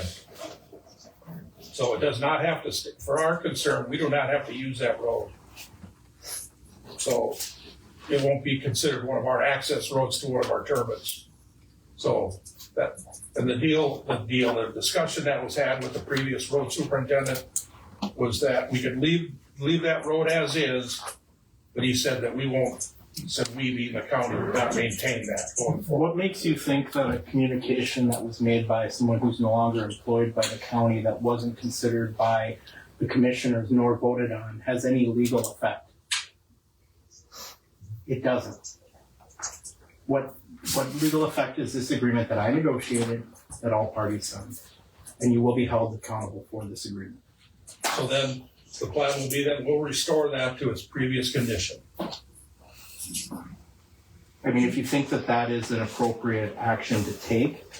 Well, that's the terms of the. It is, but Yeah. remember that you're gonna be coming back here again, and you're gonna be coming back asking to do more business with the county.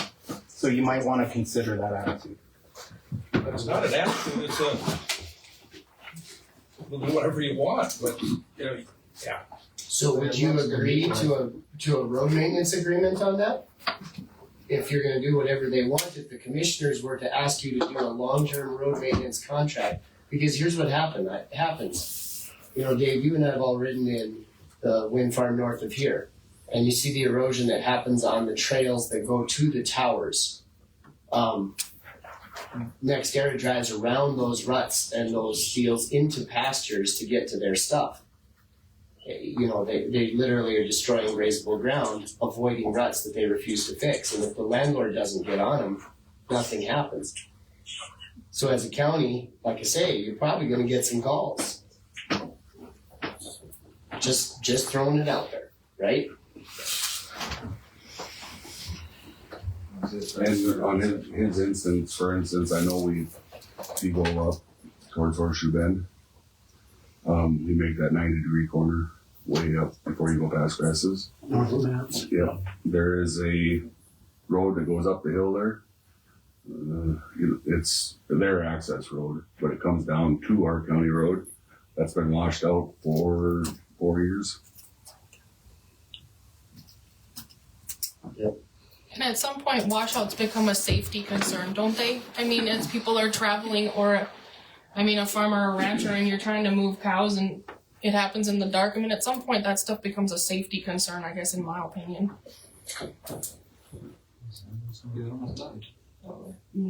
Jade, is there a way to move on, show a couple of them cut banks that, where they cut the hills out to make, Did you have those? No. Okay.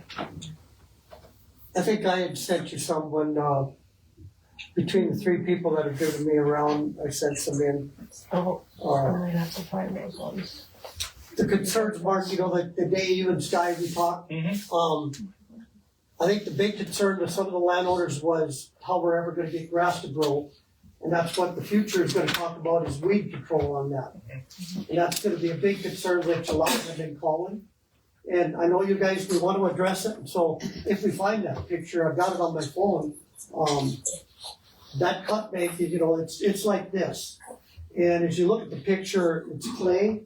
And I think you guys tried to put some kind of a, you know, think of whatever sheet of some grass to grow, but it's sliding. And since it's clay underneath, I don't know if it'll take. But I'm sure you guys are gonna try to address it, and that's what we're hoping by all of this.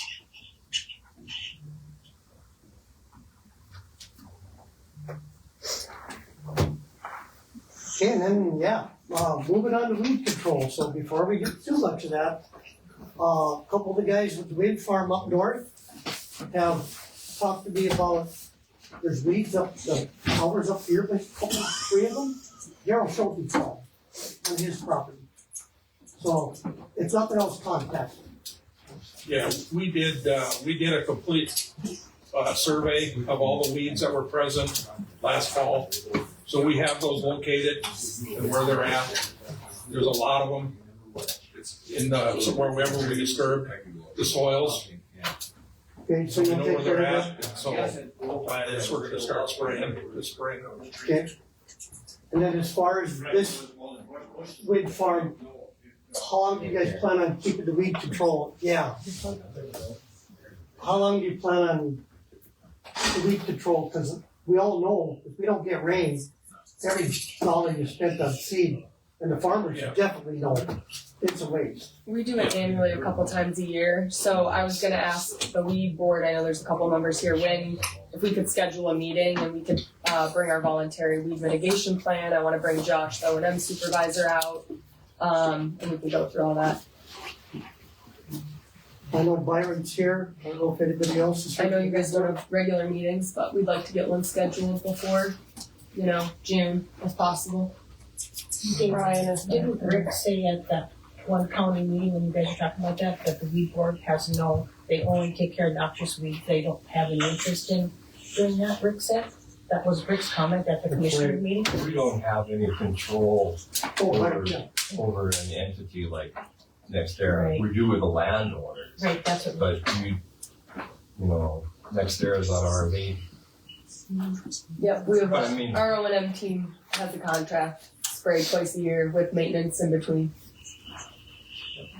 Do you know if that, excuse me, I should raise my hand, but do you know if that contract includes the road surface or the right-of-way disturbed area? Because up here, they spray road surface, not right-of-way disturbed area. Do you know, James? So typically it's the road surface and around the turbines. So not necessarily right of way, but we do request them to spot spray any areas of concern that have been either been brought up by the landowner or that they identify as their spray. Within reason. How about the section lines that were not made into roads, but you used them all summer shortcuts with pickups, dozers, heavy equipment? It's all been disturbed. Once you disturb that virgin ground, it's weeds. How you can take care of that? That should be put back to its original state too, because it's all cracked now. So, what's the answer to that? I don't have an answer for you there. I guess the more specifics there, and obviously from if it's our personnel or contractors that are doing it, it should be something we look at. Soon? Well, typically from an operations perspective is where I can speak to. I was in operations for 18 years, but typically our contract with our weed sprayers usually starts May. They come in and spray in May. Around that time, obviously pending conditions, and then they come back in late fall, early to late fall to spray. Is that a local contractor that knows what they're looking for, or do we have to basically most years? So with Nextera from an operations standpoint, yes, most years it's a local contractor or somewhat local. We usually pull out of Bismarck.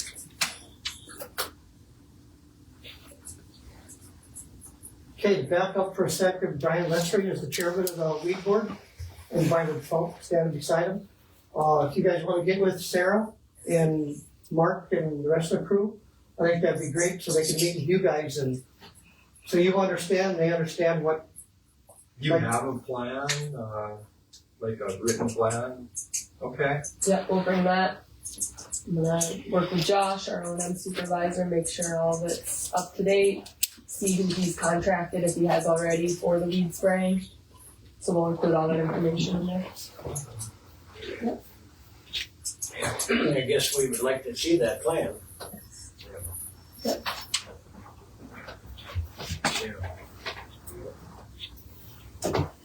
Okay. I got a question. Okay, dust. I'd like to know, you just said you worked with the landowner, okay.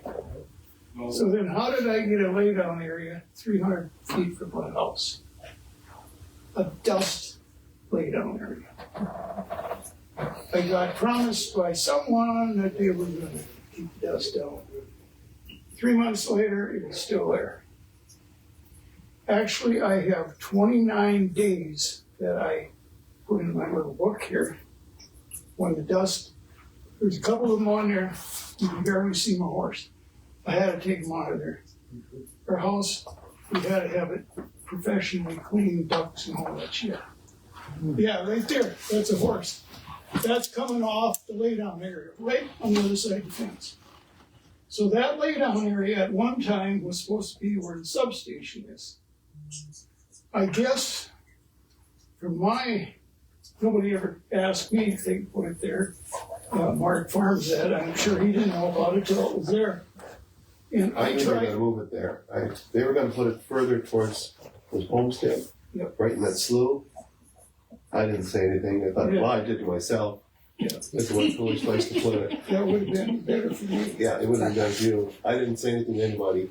Next thing, they showed me where they were gonna put it. Yeah. I don't know who's making all those decisions. I don't know if planning and zoning or the commissioners knew where any of that stuff was gonna be. While I'm at it, I ended up having 22 windmills that I could see. 4 within a half a mile of that place. So we got flicker, we got noise, things. Now, what are you gonna do in the spring with the dust when you start taking that laydown area out of there? Anytime there's a wind from the south, you should be shut down. 300 feet to the road there. Mark, work on that. Yeah, that's gonna start next week. That's gonna start next week. They're gonna start pushing that gravel up next week. Okay, so what are you gonna do with the dust? Live with it? No. No, my wife, Doesn't taste she very good, can't does it? have that dust. We left last year, 4 days. I know we did. We went to snap because the dust was soaked up. One picture right there is one of them. And dust doesn't really show up on pictures good enough either. That's really what you're right. There's another one there. There's pickups in there, but you can't Pixels, see. Jaden. Huh? It's pixel back here. But Anyway, so what do I do if it's all? well, I'll tell you that if we've got prevailing winds that are gonna blow it towards your place, I'll shut them down. Okay, I And then got your number. Maybe I'll get a new phone. You probably have to, because so far, we haven't had very good luck talking to people. I know I've talked to you about dust. Yeah, we're gonna send a truck out there towards night. One shows up, dribbles a little bit on the corner and leaves. You maybe don't know that all, but I know a lot of it. I also know how much we spend on water and dust control. And I know how many trucks used to be out here, and we could never cover it all. I understand that, but another thing we probably don't know, the county traffic by there during the heat, when you guys are storming by at 55 mile an hour with those trucks. 55 vehicles an hour. And so that puts one down there right in connection. We counted it twice. Half of them were Nextera's pickups. The crew here probably don't know that either. We counted them a couple times. We counted them down at our lay down area. I went over the Howard Road. You got like 75 white pickups. And you guys drive around and around, and 4 at a time, 3 at a time. So, yeah, I'm not a happy camper. Did you let the commissioners know about the Nextera trucks or any truck on that property speeding that high? I'm not casting blame, I'm just asking a question. Because Nextera, and as part of this road use agreement, is required to drive the speed limit. And if they don't, there are consequences for that. And if I don't know about it, or the commissioners don't know about it, we can't impose consequences, and the consequences will be steep. So I would like to encourage everyone that is potentially affected to let either law enforcement know, or to call the commissioners, or even better, both. Okay. Hold on, yeah. I don't know how many times I called the commissioners. Probably not as much, but I had the sheriff out there 2 days. Probably the best thing would be to call a law enforcement non-emergency number so that we have a record of it. But what I can tell you is that if I have any evidence that is sufficient enough to take action, I will. But I need to have that evidence. Okay. So my pictures don't mean shit.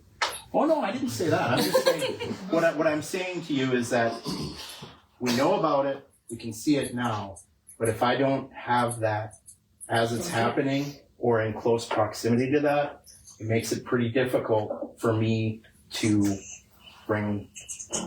So you're saying I should call one of the county commissioners when you have dust? Best would be to call the non-emergency law enforcement line so there's a record of it. But if that doesn't work for you, yeah, call the commissioners. Sorry, Just so you know, I changed my number if you guys want to write it down. 207-0442, right there?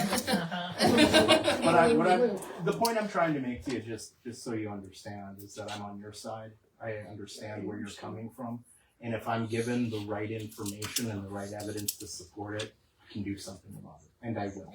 Because when we negotiated this, and I remember very well when the commissioners, when we were sitting down talking about this was a very specific point that we talked about. And it was a very specific condition of this agreement that I put in there. And I remember writing a letter shortly after we entered into this agreement, pointing out to, I believe it was Nextera, and if I'm wrong, please correct me, but I think it was Nextera.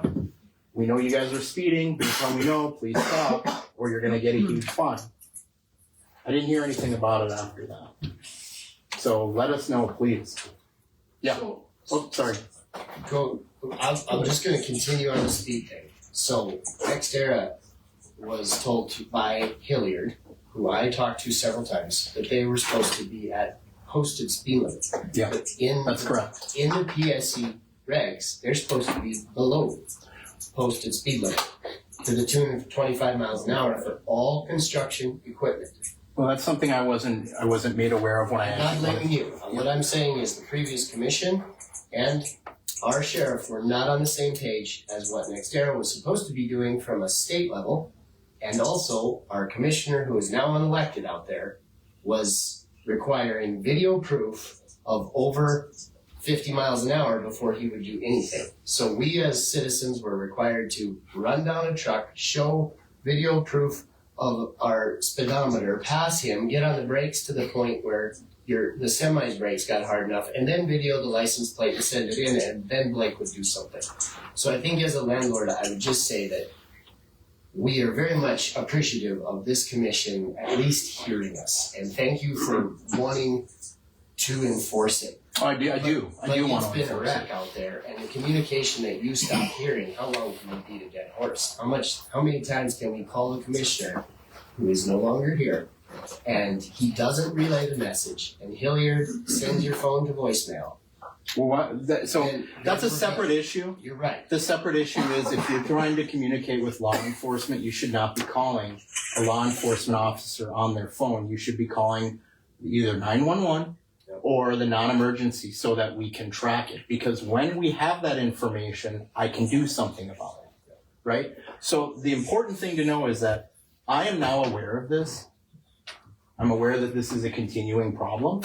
And if I get reports that are credible, please rest assured I'll do something about it. I appreciate that very You're much. welcome. Thank you. I think that 25 mile an hour speed limit thing is finding of fact 97 in the public service document. I'm If you- sorry, what's that? The 25 mile an hour speed limit is like that's addressed from the Public Service Commission. I think is I understand. finding of fact 97 if you're looking. No, for no, it. it's not that. It's just the contract that I negotiated was Yeah. posted speed limit, not what it should be. Had I been aware of that, I probably would have negotiated a different thing. So guess what? In future road agreements, guess what's going to be in there? What you just said. Thank Yeah, we posted 25 mile an hour speed limit, construction speed limit was posted on the project. When was that? So I appreciate hearing that. Let's just all have an I understanding. would imagine it, excuse me. Yep. It took us a couple months to get them out. Sure. Yeah, let's all have an understanding moving forward that the speed limit is 25 miles an hour, and you will comply with that. And if you don't, there will be significant consequences if I have credible evidence that I can present. Any question about that? To add to that, I got the date in here, if somebody wants to, but if you look back at county commissioners meeting last year, they talked about that very thing, that with the speed and all that, and it was gonna be if they didn't keep the dust under control, they'd get a fine of $2,500 a day. Yeah. So I got 29 days down, and it's $2,500, it's $72,000 worth of fines. Why didn't we pick up on some of that? If I had been made aware of it, I would have enforced it. I'm not casting blame on anyone. I just want everyone to understand that I can't enforce the laws if I don't know that they're being broken or contracts that we've entered aren't being respected and followed. I will enforce those things if I'm made aware of them. And I will tell you that if you've gone through the avenues that I've suggested, which is calling 911 if it's an emergency, or calling the non-emergency police phone number, not the deputies, not the sheriff, okay? And you've contacted the commissioners and you feel, I'm not inviting anyone to do this because I'm not an investigator, okay? I'm an attorney who prosecutes. But if you're not getting the answers and you've done what I've asked you to do, you can call my office, okay? But as an attorney, I can only hold people accountable for things that I know about and that I have some evidence to support it. And your testimony and your statements is evidence. I understand and appreciate it. So actually, if you do call 794-3450, that is the sheriff's office. And if they don't answer, it transfers to Mercer County. Yep. And they usually have a deputy on it within, just let your horses out on the road once, you'll find out. Yeah, and that's a really important thing is I'm not sure, well, I'll save that for another conversation. I will say past our road, like especially later on, they did do a pretty good job with speed. They must have saw the speed limit signs, we got extra ones there. And they did water by our road. I didn't have a laydown yard like Delbert, yes. Okay. That's a problem. So that I can't say, now and then you get one that was really cooking through there. But for the most part, they did try. But not early on, but later on we did. Okay. In their defense. I don't want to upset neighbors with that, but they did past our place. It was pretty good. I think the important thing is that we're having a discussion about it, and I think that I've said what I believe should happen, and I stand by it. So Daryl, didn't you guys have one special meeting about, because it's too much speed? Mm-hmm. Like the commissioners had to have 3 or 4 special meetings about water trucks and speed and dust, Yeah. but none were ever. Well, I wrote a letter at one point, and that's the last I heard of it, so I naively assumed that the issue was solved because I didn't hear anything about it. Please let us know. I will enforce the law, and I will make sure that the people that we do business with and enter into contracts live up to the contract, just as much as we have an obligation to live up to our contracts. Jim, did you have a comment? How, as far as, did you go out there a lot when you were called, or? So I didn't start with the agency until June. I don't know how many miles I put in out there. For the most part, at that point, it seemed, if the cop's present, everybody slows down.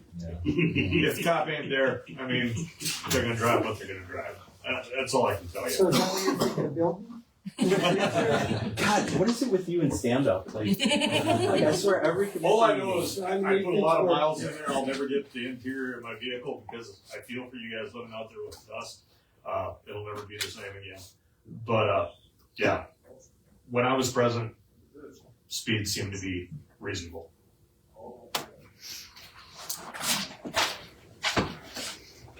I had a little, and I don't want any neighbors mad at me either, but I had a close call with the truck pulling out onto Highway 31. And there was actually a lady, an elderly couple, but the lady was driving in front of me. And this truck didn't stop, it turned. I didn't have a clue if I should call the cops or whatever. So I think I contacted Tony to get information on who from NextEra I could contact. He put me in contact with Mark, gave me his number. Mark was on vacation. I don't know, this was like a Thursday or Friday. And he was out of state. When he got back on Monday, and I described the truck to him. He called me the following Monday and said they had it taken care of and had let that contractor, truck driver go. Well, that's a good start. I would encourage you to report it to law enforcement so that a report can make its way to me and I can determine whether or not there's actions that my office can take. Okay, well, and I know that for future. Yep. I guess I just. You don't know. It's not like you did anything wrong. It's just, again, I just But want everyone I'm going to to say, once I got in contact with Mark, it was taken care of immediately. Good. That's a good thing. I think the contract trucks were the ones that would really fly, but I don't think they knew the rules. The heavy trucks. Those are the ones that didn't slow down. Well, the pickups and stuff were pretty good past our place. Buck has called me, I think, 3 times. So far, you've been pretty satisfied, you've said to me every time. So I guess I wanted to share that because he has called on it. Go ahead. But by my place there, they put up a sign by my mailbox 25 miles an hour. Next year, I have to say, those people were real good. When they get down by my place, they would slow way down and the water get good. But the ones that didn't listen to that was the ones that were putting up the transmission line. Yeah. They would rip by the ripping semis like it was an interstate. But next year was good. Something else? I was just gonna comment on that, what she had said there, that I know for a fact that if you turned somebody in, one of the truck drivers, they didn't work for them the next day. They fired them. So that I know. Good. They addressed it. That's good. Okay, anybody else? I guess, Dean? So my question is, are they gonna do a better job of watering this summer? Or are we gonna put up with the same as last summer? I guess we'll I see. mean, are you gonna staff? You're still in the construction phase of it, right? Technically, you would say so. Yeah. It's not that, we don't have the heavy stuff, the heavy haul, and we're not erecting turbines. But yeah, until we get it fully reclaimed, yes, it's construction. So let me answer that question for you. So the agreement that we entered into specifically requires the county commission to assess reasonable fines to them if it's not complied with. And again, if we don't know about it, we can't do it. We don't know. Good. Good. We want to know. We'll guarantee you. We want to know, don't we, Dave? That's right. I got another guy who's gonna come to the meeting, but he's not gonna make it tight, so get back to the side of I know Rob really wants to know. He wants everyone to call him. You want his number? Dave, I know there were some concerns by another landowner out there about some sign anchors being left in the ditch. I have some pictures, and a stop sign that was propped up with like a wooden post. Mark, I think you mentioned something about acres to me once. Yeah. Yeah, they took the signs down, but they left the inserts in the ground. Yeah, And then one of them was froze. Yeah. Okay. I think it So you was do this one. plan on You bringing can't it see in? it very well, Yeah. but And how about the stop sign that got propped up, that got bumped? Do you know anything about that? No, I don't. It'd be on the Hanover Road out by Mike Huber's, I believe. West of where we met that day, I think it was. this one right Okay. here, I'm not 100% sure what that is. There's like a Yeah, little it's a post on corner. there. And just to go back to the dust suppression, guys, like pictures, it's good enough for me. Videos, even better. There's a process I have to follow if we're going to impose fines, and it's a very specific process. And so, me having that information is a good first step. You're welcome. Yes, sir. Could I ask a question of next year regarding something under the roads? It's the blinking red. Do you want to state who you are so we Yeah, have that? I'm Randy Becker. I'm a resident of northwest corner of Boulder County. I'm about 4 miles straight east of the South Hazen Road. Where I live, we live in a high spot. We've always had a beautiful view of Otter Creek Valley. Now, at night, it's red lights, blinking red lights. I thought the Public Service Commission a few years ago adopted what they call light mitigation technology systems. Had to be installed in all new wind farms. Are you guys planning on doing that? It is installed. So then we got planes flying 24 hours or all darkness hours because those lights are blinking all night long.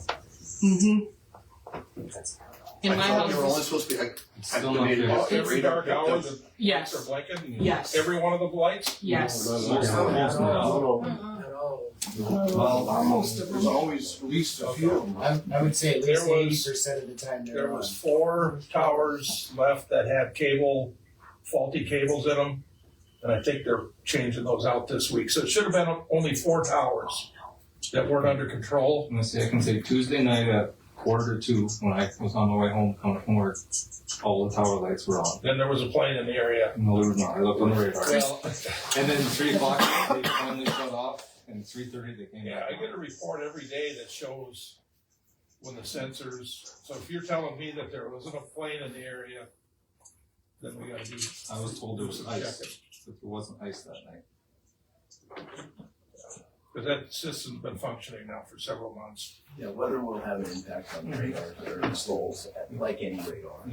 I also know that there's some hardening that they can do, with the company that we work with that installed the ADLS systems that monitor, markets the report on a day-to-day basis on the percentages, that the lights were on or off. So if there's opportunities, it sounds like there's a few left over. There was 4 of them that were left to do, and we're gonna get to those this week. They probably, hopefully they're done by now. Well, there's 13 out my kitchen window that blink almost continuously. And it's frequent and often, and if there's a plane flying that often, we would hear it. I mean, so it's a lot. I just wanted to know if you guys installed those systems. Yeah, there's 2 radars for the project. Well, I think if you notice it after they've tried to take care of the problem, we'll have to bring it up again if that's the deal. And I think that's something where if you want to contact us, we can give Mark or Sarah or any of them a call. And, because they're not there to watch it. But I got a good friend out of Bismarck that likes to come out to Oliver County. I'll just call them and say, Will Sherwin, you wanna check the lights? You don't have I to guess drive I'm just out. looking whether there are airplanes flying. Radar picked up.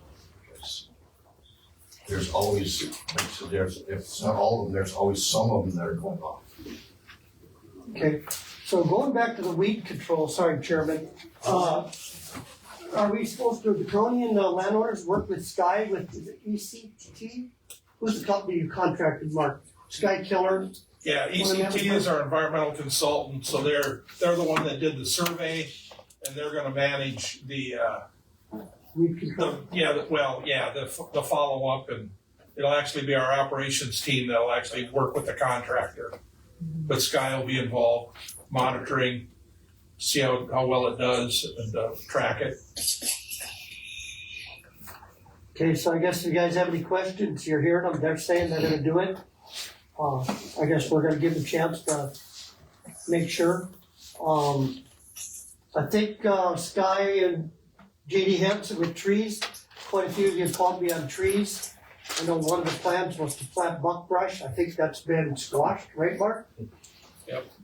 So, I think the last word I got out of her and was they were gonna plant what the landowner wanted, but one thing you gotta understand, you gotta work with JD because certain soils don't take every tree, it won't, take hold.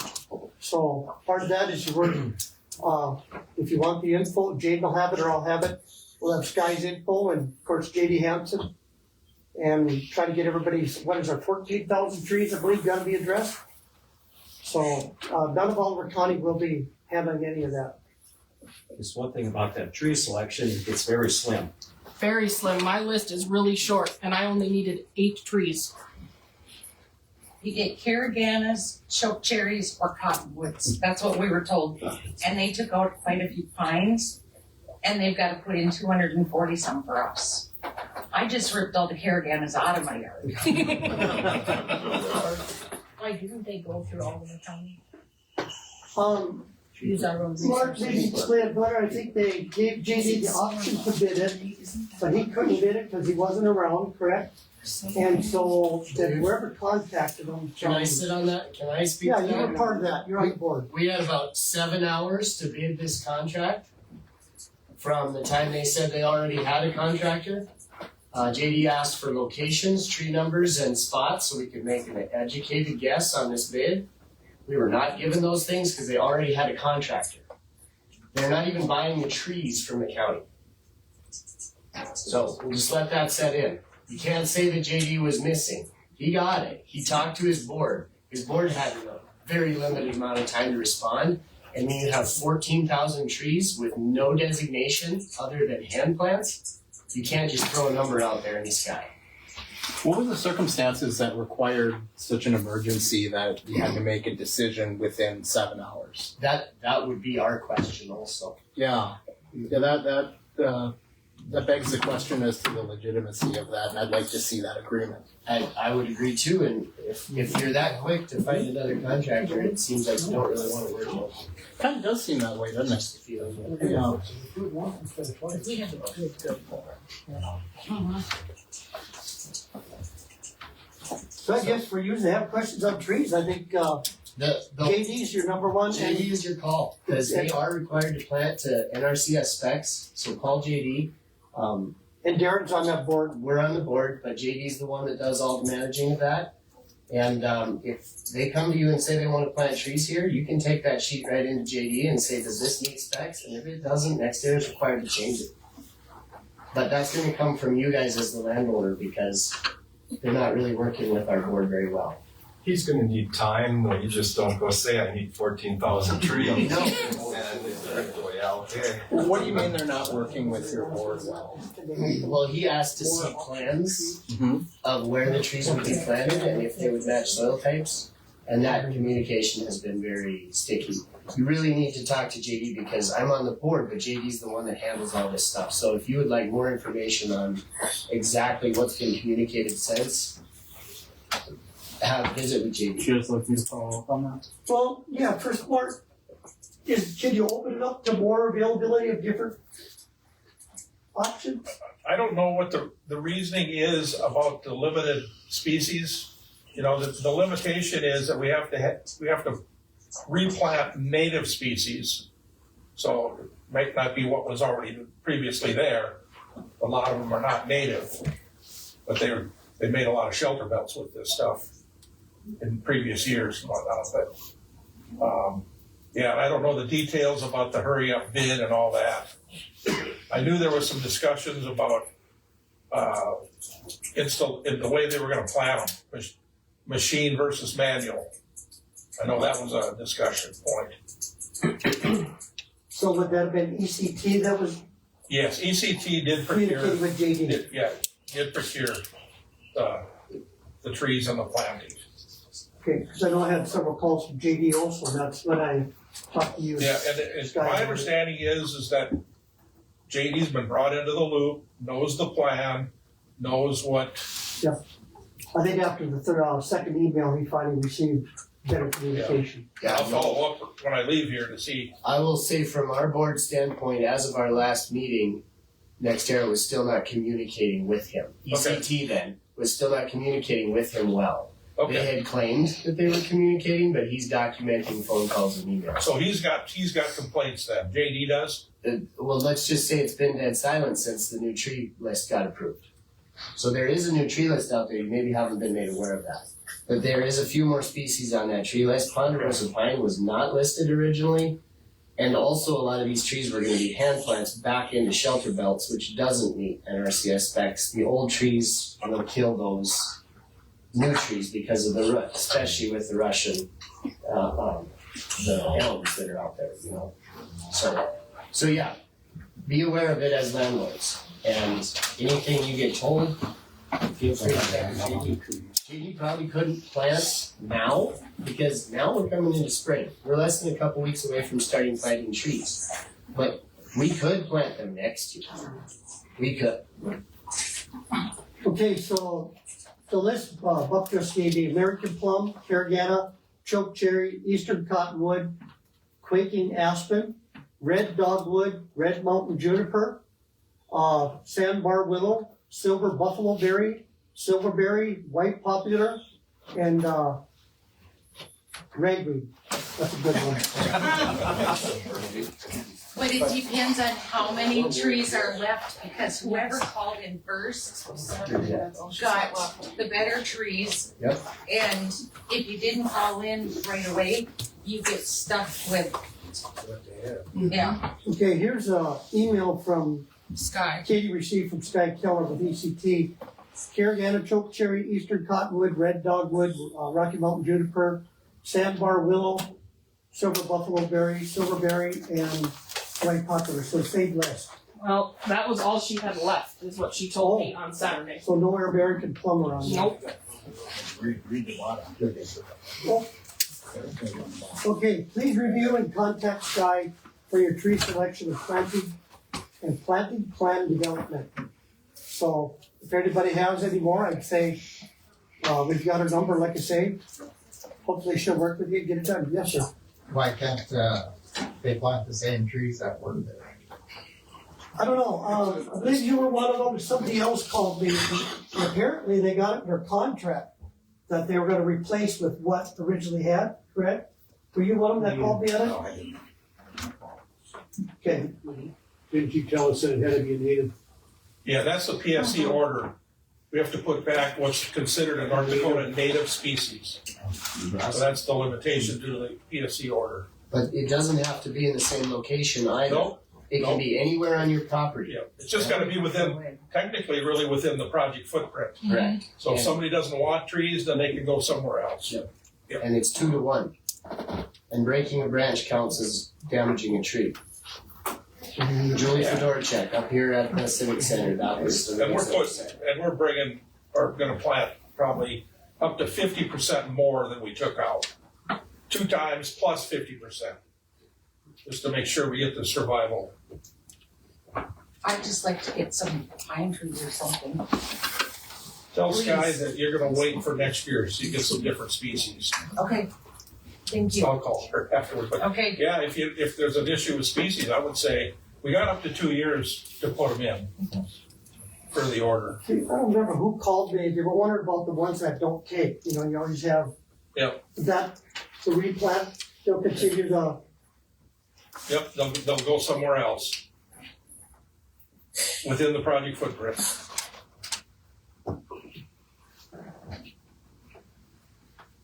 okay, I apologize for talking over Rob, but I guess I've been deep Your into this. portfolio. A lot of hours put into it already, and thank God I got a good assistant at home that's been taking some of your phone calls, so. She wants a raise. She got a raise. I left for a couple days. And once again, thank you.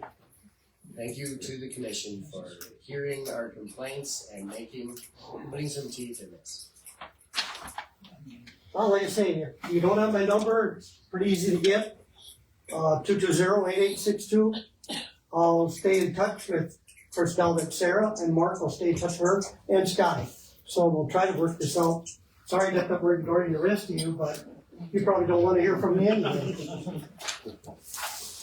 And then, anybody else got concerns? Mark had one little one, I think he's worked on.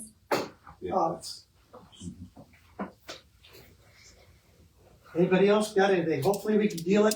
Patrick, you started to ask if you wanted me to, or if you wanted to address it. Do you, right now, we'll let this work as it goes? We were talking about as far as the trees. Absolutely, I have no problem doing that if you want, but it sounds like this has been a good discussion, and it sounds like there's some expectations out there, and if they're not met, then we'll reevaluate. One quick question. How about the windy erosion? What are we gonna do about that? It is a problem. What was that? The wind erosion? So Dave took me into his alfalfa field a couple weeks ago, 3 weeks ago. He stuck his hand into his alfalfa, and the dirt, of course, without any moisture, everybody understood that it was seeded around that tower, correct? And it all blew into his field, and he has a concern about that. It needs to be reseeded. How do you get that topsoil off that back to where it's supposed to be? And in your tree roll, correct? Oh, you'll never get it out of there. I concede that, but the Well, rest Keith's of got a it. new tractor. He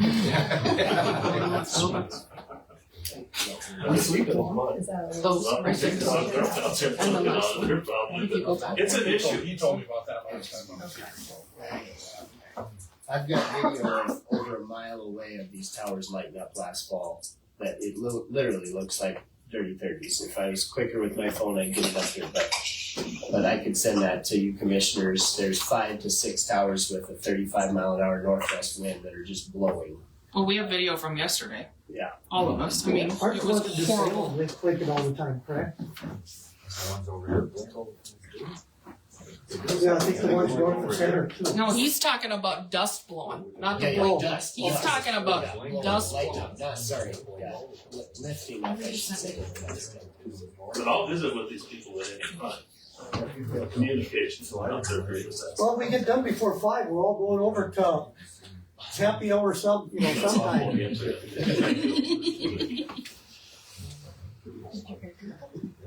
Just questions.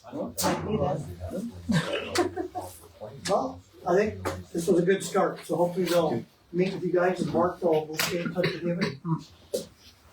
It always comes down to communication. And sometimes it's, you know, I hate that it has to get like this, to communicate, but it seems like every big company, if everything falls through the crack and then you gotta go to this person, that person, like Delbert. I understand Delbert, that does thing, because that is bad and it's never taken care of. And then it frustrates people to no end. So I think with the new county commission and they're working great with people, I think that our complaint will finally be legit and will be worked on. So that's a good thing. Good start. Thank you. Thank you very much. More comments? I gotta go home and work on my retirement. We're side construction side, I'm on the development side, but we work together on for at this point, so you can contact me Yes, or sir. talk to me. Yeah. We're adjourned for 5 minutes. I get it.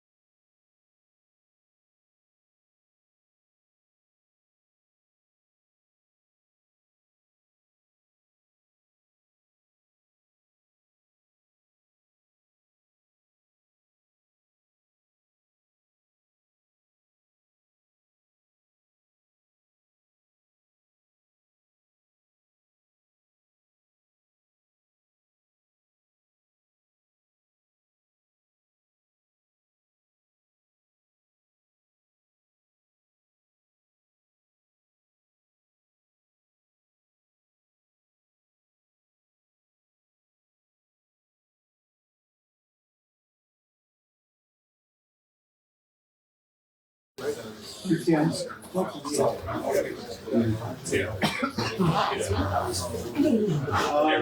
right now. Jane,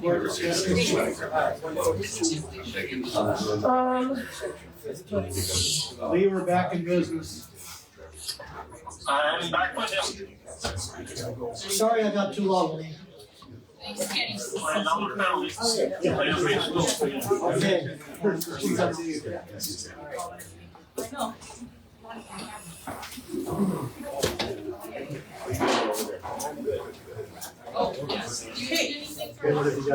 Well, all I have, but I know we have weed board members present who wanted to be here, so I think it's best that they.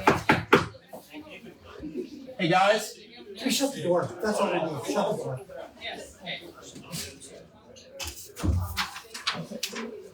Can you get that door, please? I know. He should be. So the only thing that I have been made aware of at the time of creating the agenda is that the weed board is here to request an amendment to their budget for adding $24,000 to their machinery, equipment, and vehicles line item for the purchase of a side-by-side trailer and tank. I'm gonna turn it over to the weed board to talk about this because I'm not a part of the weed board any longer, so I just need to do the paperwork for the budget amendment itself. Well, we'd like to try to get something to the producers to rent or use.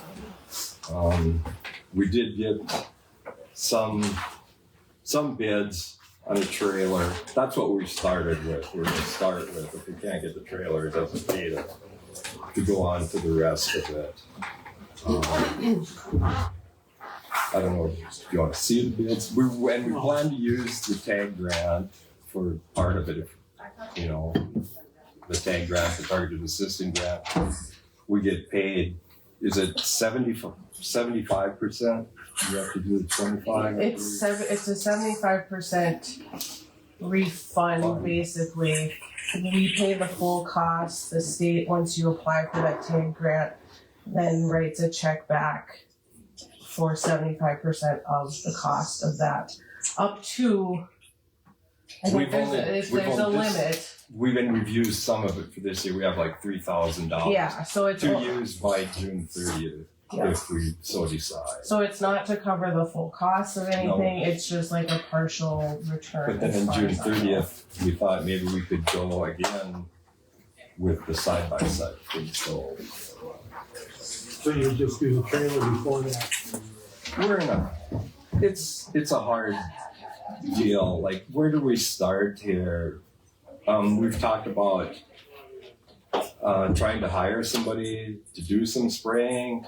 And, you know, what do you hire the guy? And then you don't have the equipment. Do you get the equipment and then you can't find anybody? Chicken or the egg conversation. Yeah, it is. Well, and if I can speak to at least like the hiring portion or like a person that sprays, right now what the county does is we contract with Scott Miranda for the highways, and then the county shop has somebody that's certified to spray, and they go out and spray the rest of the road ditches. They just spray the edge of the road, right?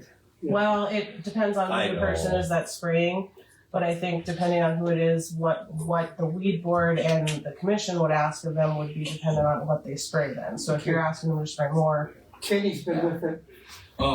Previously, we had Mark Earhart spraying, and he sprayed the complete right of way on both sides of the road. So he did. Mark did, yes. Well, we don't know where the plan is. Yeah, and You can leave it open. Can you just ask people to be quiet because it's going to get real hot in here. Thank you. I appreciate that.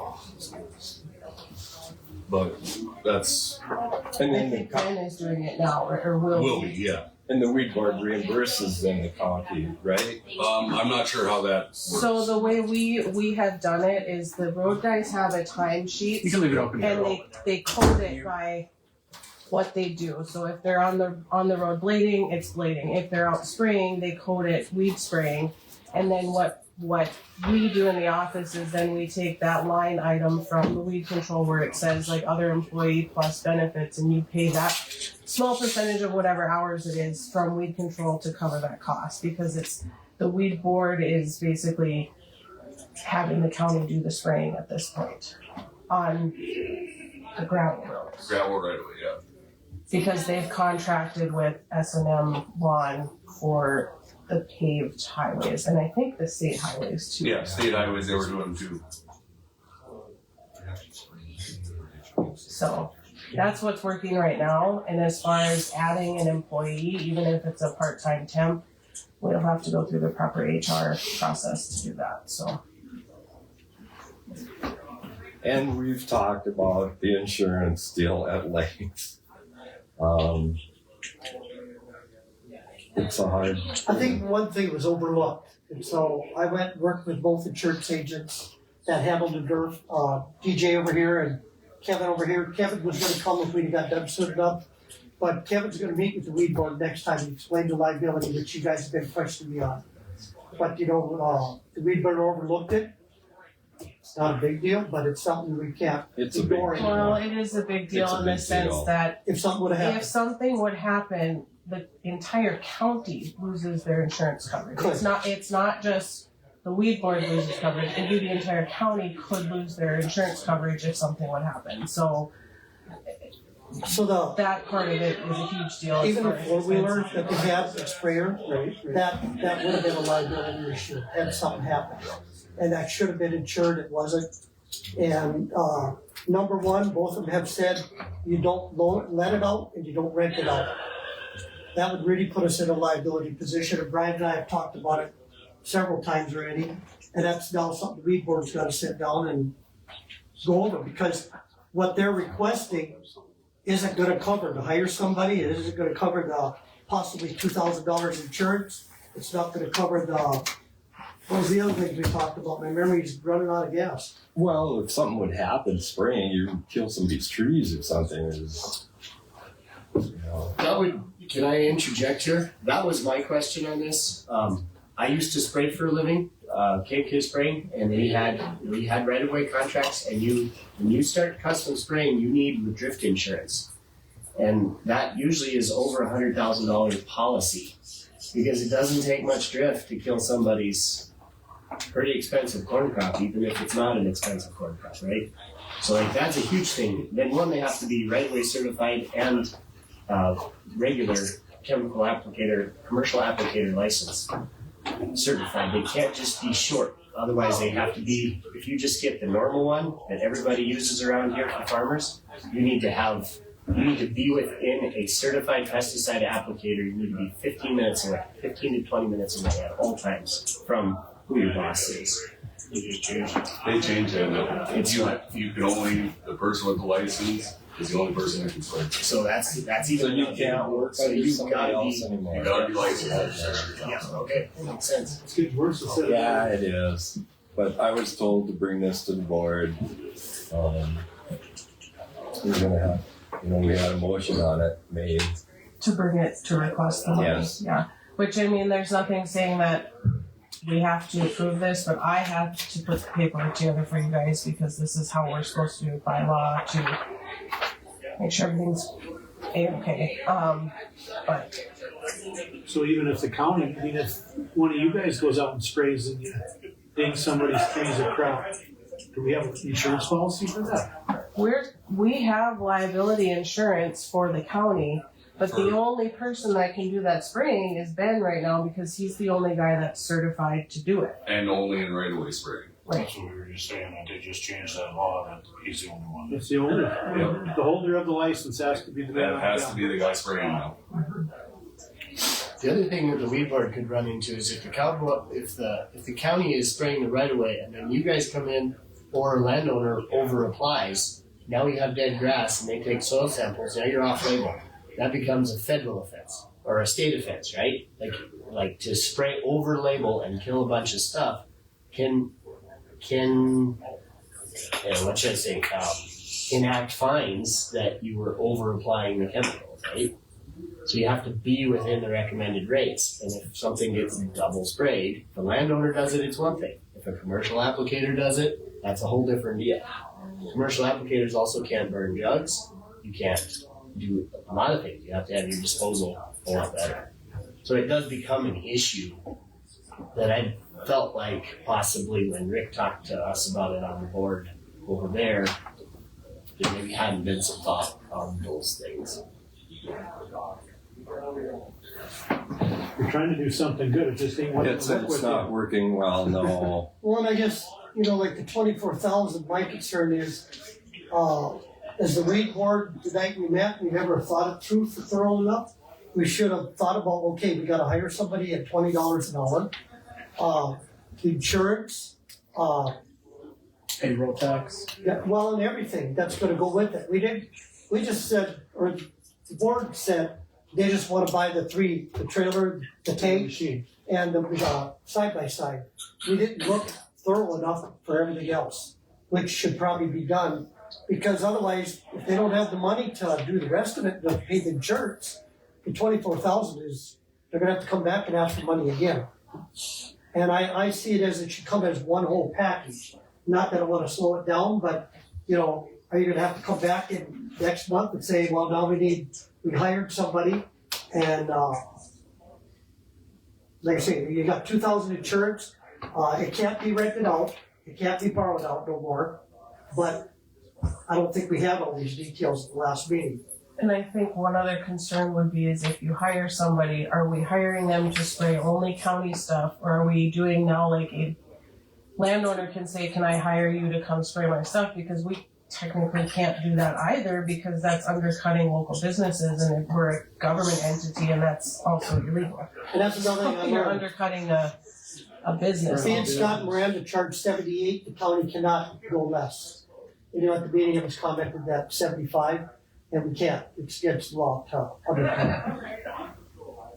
Just because they're a business. Okay, say we buy just a couple little, hand sprayers?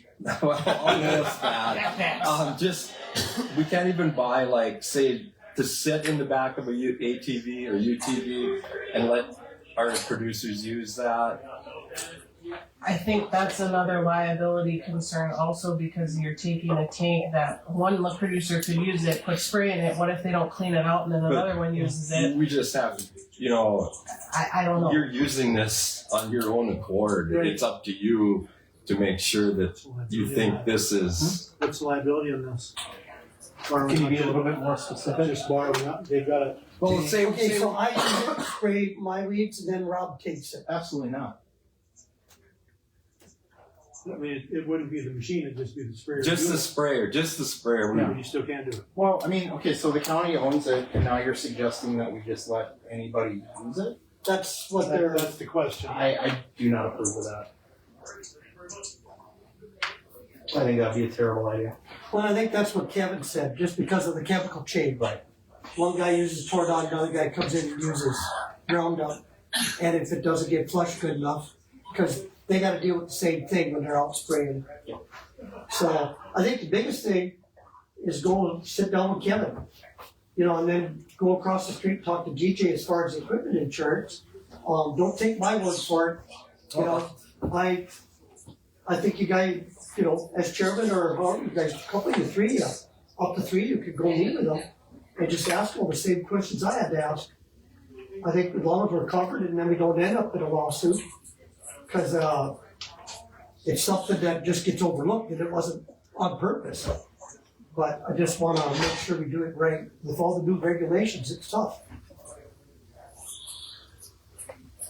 And we have business. But lots of road ditches. Well, we'd have lots of people interested. He's had interest expressed already, but so that's what I was asked to come. We had a motion. I was supposed to come here and put it to you. What questions does he need to answer for next time? Well, I think like get the whole package together, you know, the labor, everything that's gonna come, because otherwise they're gonna come back again. You know, you buy the equipment, it's worthless without insurance and there's and someone to run it. Yep, and someone to run it, and yeah, And then I think, like I've explained to Brian, the money is there for them. It can't go away.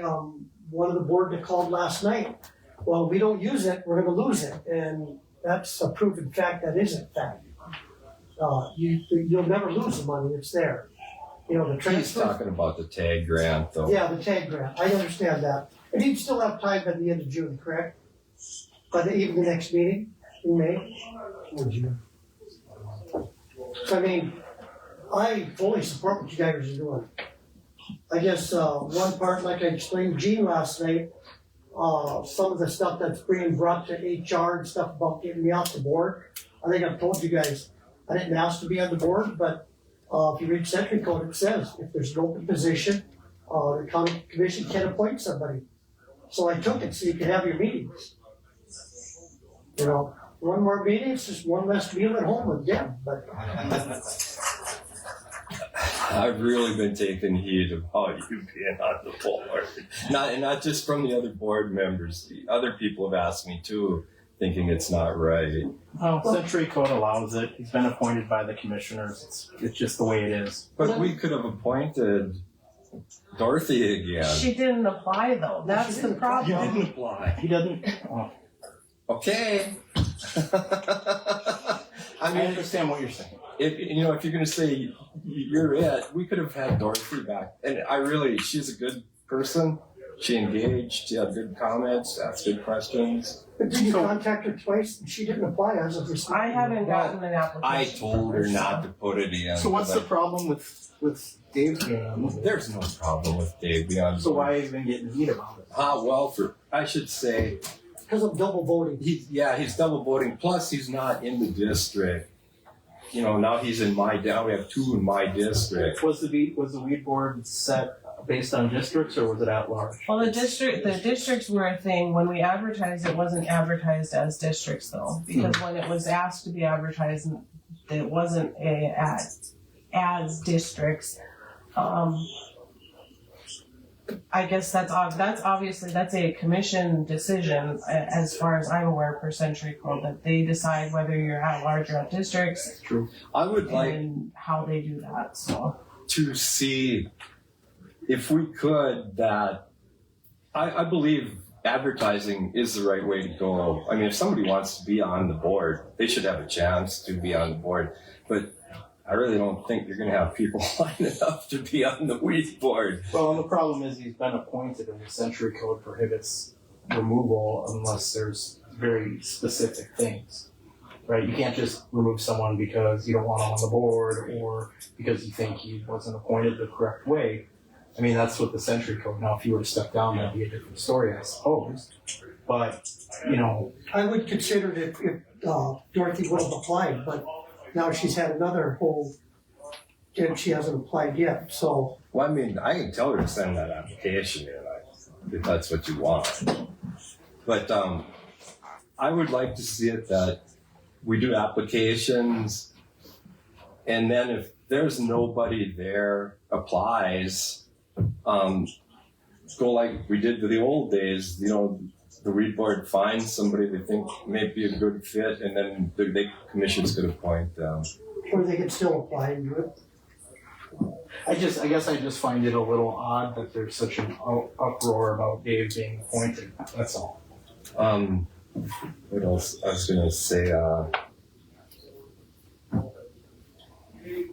ahead, speak your mind. Well, no, I can't even. Yep. I had something I was going to say, but we are districts, and some of one especially is adamant, and I've talked to him, I've said, sooner or later it's going to have to come to at large. We have to face the music, but I mean, right now we could still go as we've gone.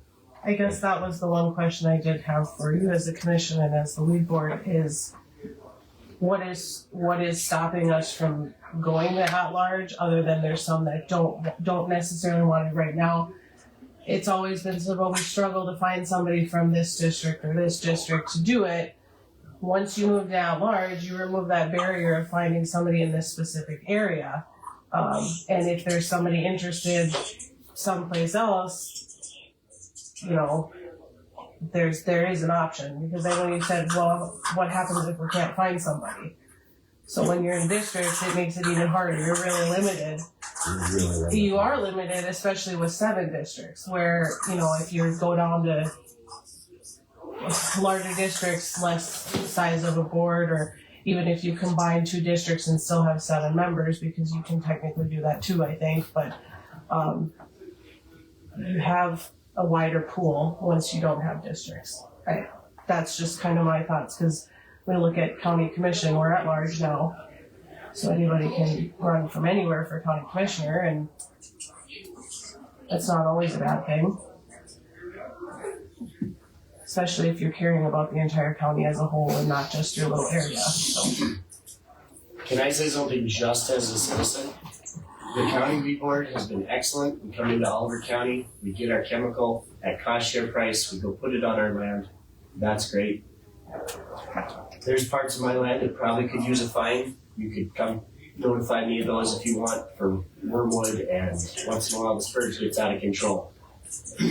But I also farm in Mercer County, and the county weed board there, we pick up our chemical at CHS up there on the hill, and then they hire a person through the county to do everything. His name's Brad Seifert. The equipment gets stored at the shop.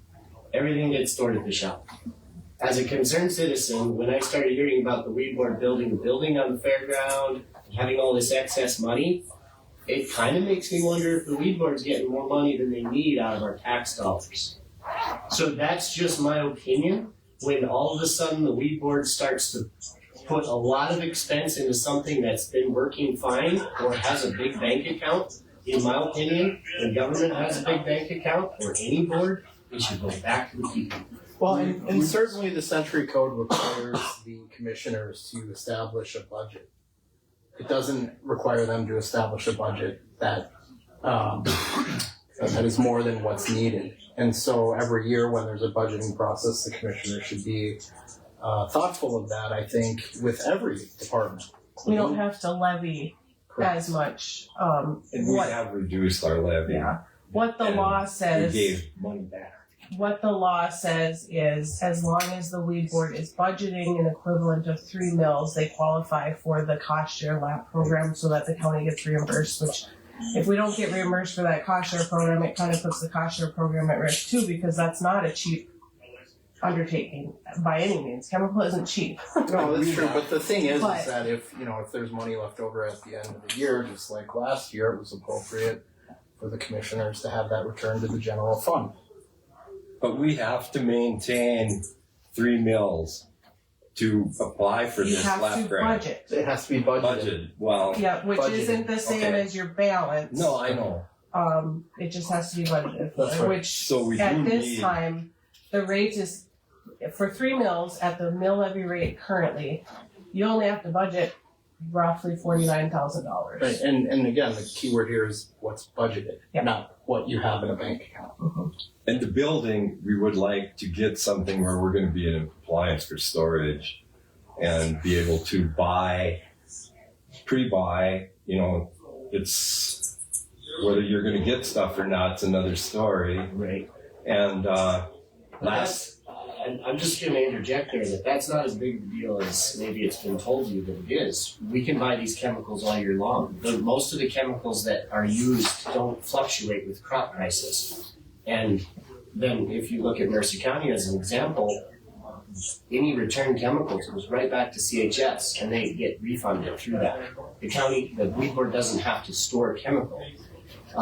And also the county shop, since you're a division of the county, becomes a viable storage place for the equipment for the weed board and the chemical. Mercer County is storing it at the chemical center, the Gromedy Center right now. Yeah, Brad. And they're looking, the weed board's also looking to, for a building for themselves. So it sounds like they got too much money too, because it's been working for 25 years this way. Well, it's because the Agronomy Center doesn't have the room, so where are they gonna go? But for years it's been parked in the county shop right down there on Shafee Road. Well, do they have the room? That's the thing.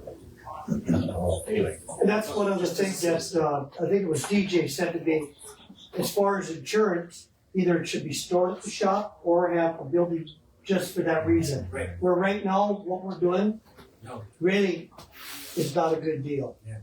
Because if that building went, Yeah, we're not in compliance. Is there a reason it can't be stored at the county shop? There's no container.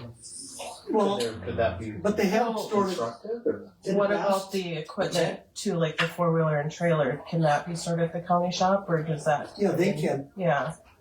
Is there, Well, we have stored it at the county shop previously, but it's not in compliance. There's a Right, drain. you know, you're supposed to lock the floor drain. I know they bought We just put it containment up as bins, a is lock that, every winter. Do you consider that a good option, or? You made it work. We made it work, cause it's still like Byron said, it's not in compliance where we stored it over the winter.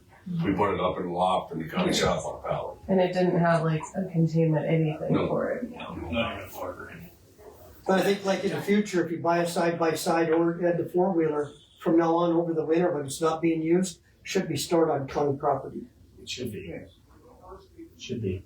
I would hazard that where it's being stored now probably isn't in compliance either, but I could be wrong. We bought some containment pallets or whatever to set stuff on, and we're doing the best we can. Yep. No, you're working at it, that's good. I think just, we gotta get by all these issues and make one big and come in. Okay, so the Dorothy deal, we would go the next meeting, we talk about it, or? Talk to her, I've talked to her. She needs to just send in the application. Okay, I should tell her to send that application and then in. all I gotta do is step down, but Lee might, because it's his portfolio, he might want it. Is he still awake? Yeah. I checked a little bit I ago. haven't heard him talk in a while. I hear breathing, at least he's still alive. He's still listening. I can hear the head table, but some of the audience comments I can't quite make out. But they've agreed to be on the board because they were short one member. And no one applied when the position was advertised, so that's why Dave's on the board. And Dave can come to our meetings. You can all come to our Be meetings. changed, I'm sure. So it can be changed.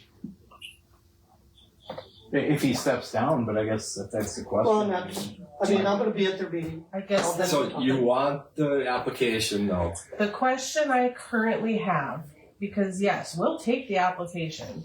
But it's The question we currently have is, we don't currently have an opening, and if Dave would step down, do we have to follow we have to advertise this in the paper as an opening? Do we have to do that? I think so because there's money associated. I just want to make sure that we're doing this the right way, so we're not getting phone calls from whoever that, well, you had to do it this way for this person, how come we didn't do it for this person? The last thing I want is to get phone calls because I'm the one that ends up getting them first. So. Tell me what to do, we'll do it. They're getting phone calls also. And mainly, I don't think it is, but they say there is a conflict of interest for a commissioner to be on the weed board. But they are on weed boards in many counties, from what I understand. I don't really see how it's a conflict I of don't know if interest. they can vote though. There's other counties that have commissioners on their boards. Yeah, I mean, someone would need That's to. fine. With Dave being on the board, I like it. But I think the problem is with the other weed boards, he's not a voting member for the weed board. That's the thing. That's where the conflict is. I'm not sure that qualifies for conflict, but I'm not sure either. That's I really just- don't know. Yeah. But the other thing is, I think Daryl Schulte Yeah, we're gonna be is doing gonna another quit, one. right? I think he's moving, isn't he? There's an opening spot there too. And then again, me. I thought you told me 5 more years. Yeah, right. I'm 85 then. There's our man for the sprayer. He's got nothing to do. No, I think, right now, let's look at that. Let's have a meeting. Next year I wants to meet with you anyway. Yeah.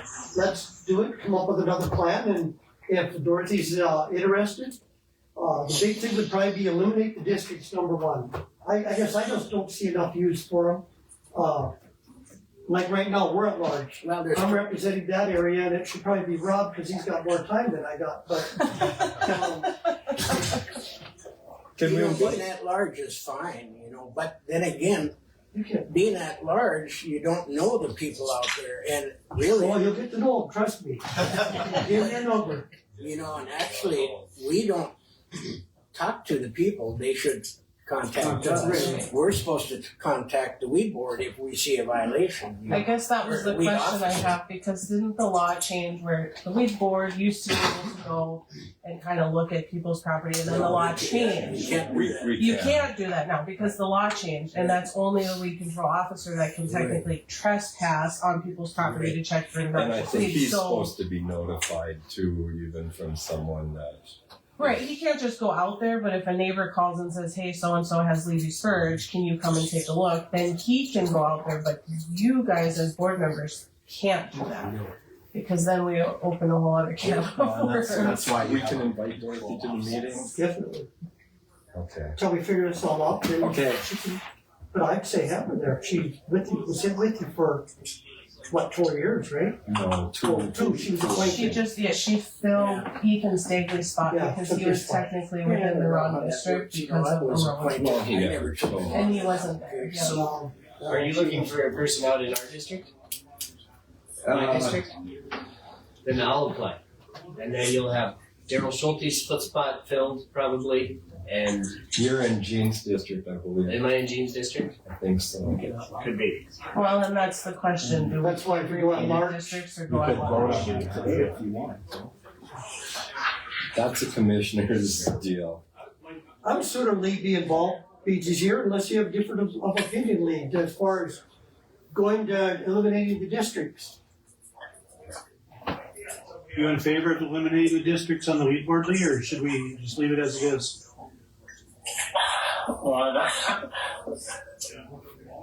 I like to see people in districts. I hate to see a group all from the same part of the county making decisions for the whole county. Would somebody So not represent? I guess I prefer the districts. I think that falls to commission discretion though too. I mean, does. if you see that they're all 7 from over there, you can say, well, wait a minute, we can't. I think it's gonna be all 7 from the center, Well, the city has their own weed board. You can't have a city rep. Well, be I a county farm all of Nathan Hickey's stuff. Does that qualify me for being over here, or is it just my residence? Okay, I think we table it, Mr. Chairman, and, weed board will meet, and we can move on, I guess. It ain't the answer you wanted, but I don't have the answer, we've been talking, and I don't know what to say. It's something we gotta work on, we gotta do things right. Thanks, Brian. Thanks, Byron. Yeah, you bet. Brian, I'll get you your budget sheet here soonish, so. Okay, table until next week. Okay.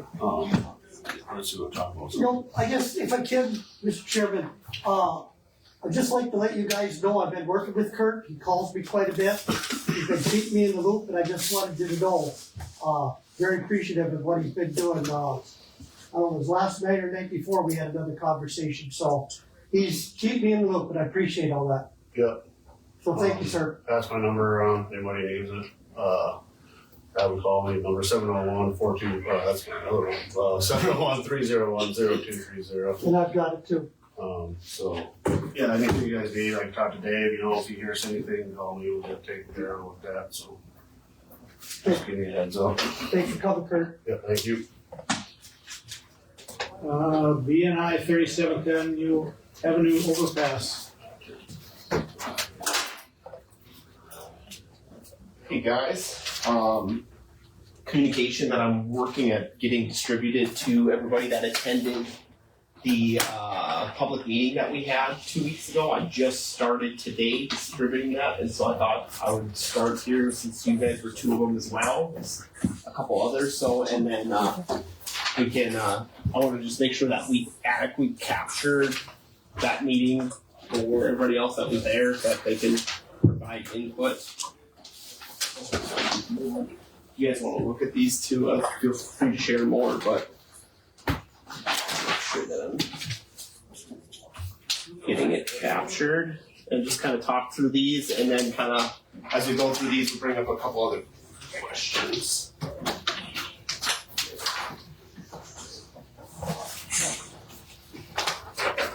I think so.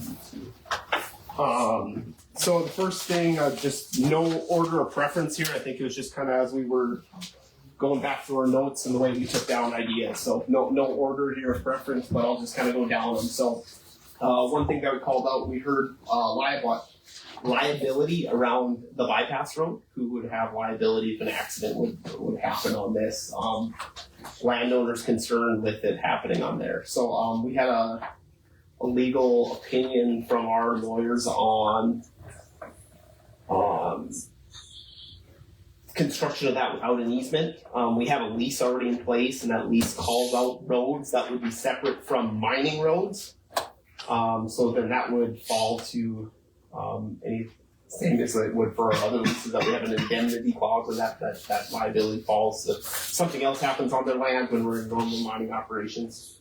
And then also the bypass would be built to all county spec standards. So didn't have any concerns that would be falling on the landowners.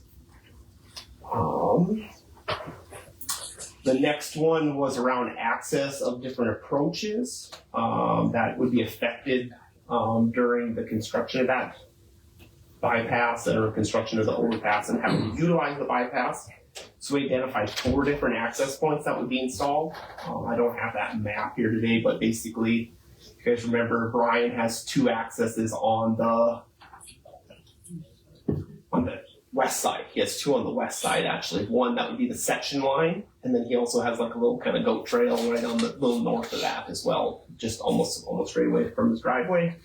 Then he also would have one that we worked with him on where we would install just north of his cattle pass going to the east axis, his hay yard.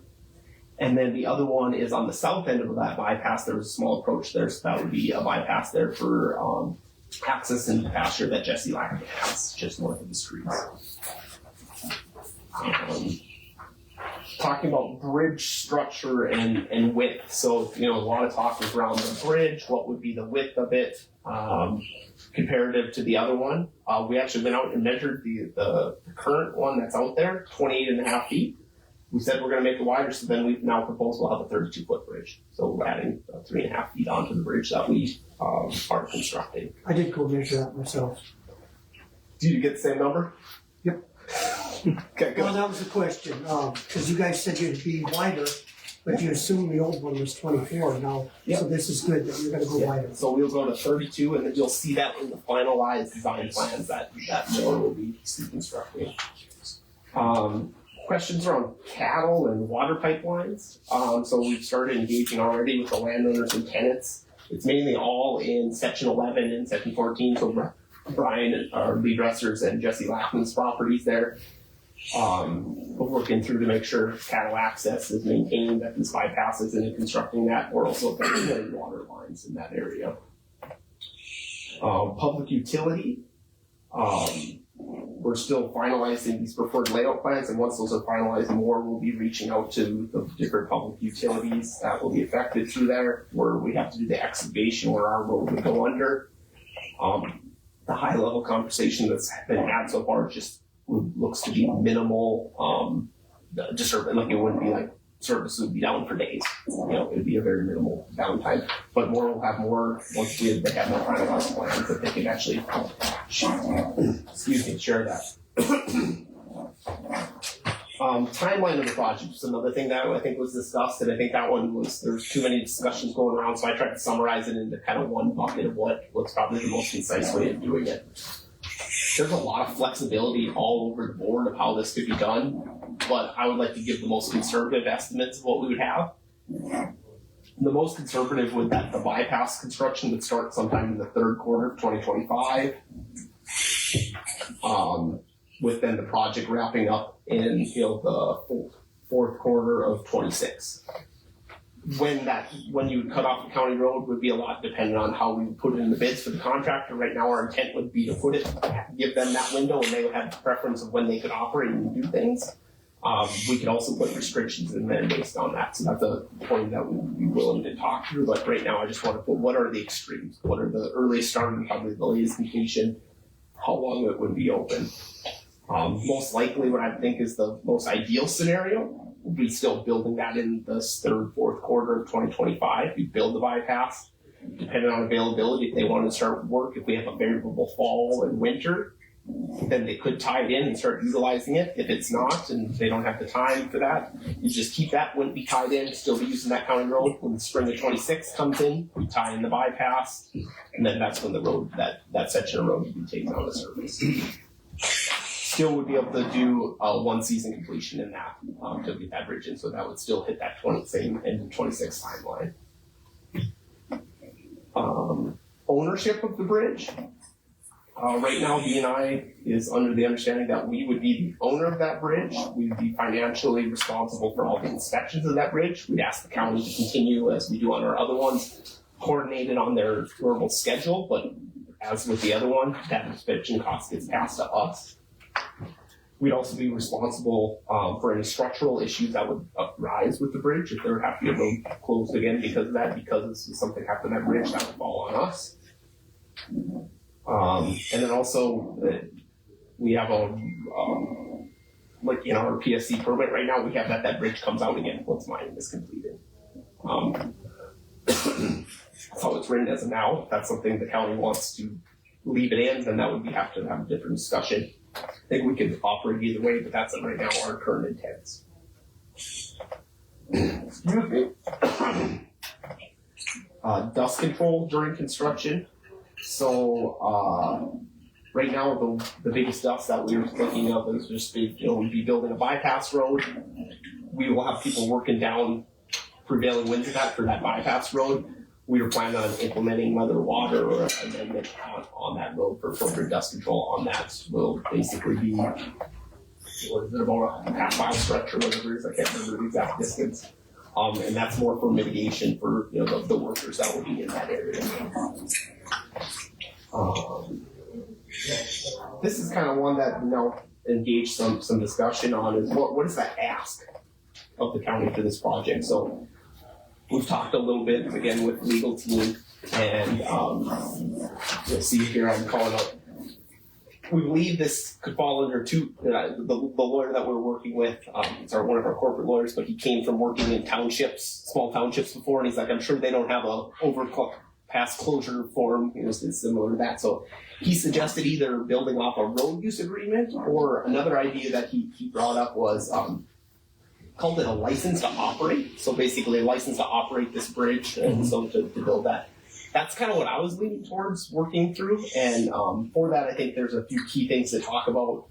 The design plans would be included in that. The ownership piece that I called out, whether it stays long term or short, after reclamation, or if it wants to be left in place, those things would go in there. If you own or your company owns the bridge, why would a license to operate be appropriate? So we were thinking it would be a license to operate to go in and modify this county road. Okay. Because what we're doing, we're modifying the section of the road is basically what we're doing. And again, I'm open to if there's other ideas, but so our idea together, I'll take a look at it. And that was my plan, was we would try to come have something, send it to your office and give you a chance to have comments on it. So then we have that in place for when we want to come and ask you for mask rather than having to do it at that point in time. All right. The last point that I had then was sight distance on the bridge from different directions. So again, I'll summarize. This is the summary that we kind of came up with. That discussion I thought was currently the sight distance coming from the south is really poor on that stretch currently. A couple people made that comment.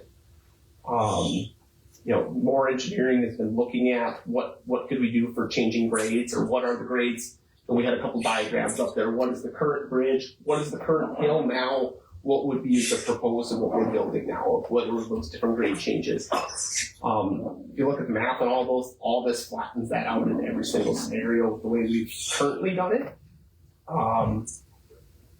Coming off the top of that hill and extending that out from where it currently comes off and drops off. That's a lower grade, what we propose coming then back down compared to what it currently is. And that on that stretch of road, and also less than what it is on the current bridge that's on 37th Avenue. And one other thing to call out, I put on here was, excuse me, don't so bad. That section of where the bridge is this time, if you again go back and look at the previous, where the previous one was, there's not a very big flat spot up top. On the way this one is designed, since we're coming off, tying into the top of the hill, we keep that actually flat, actually that whole structure for about 350 feet is approximately the length of it, so it'll be at 0% grade basically at the top where that actually crosses. But you still wouldn't be able to meet another vehicle on that bridge, say, you would have to come to a stop. How many feet is the bridge now, the old bridge?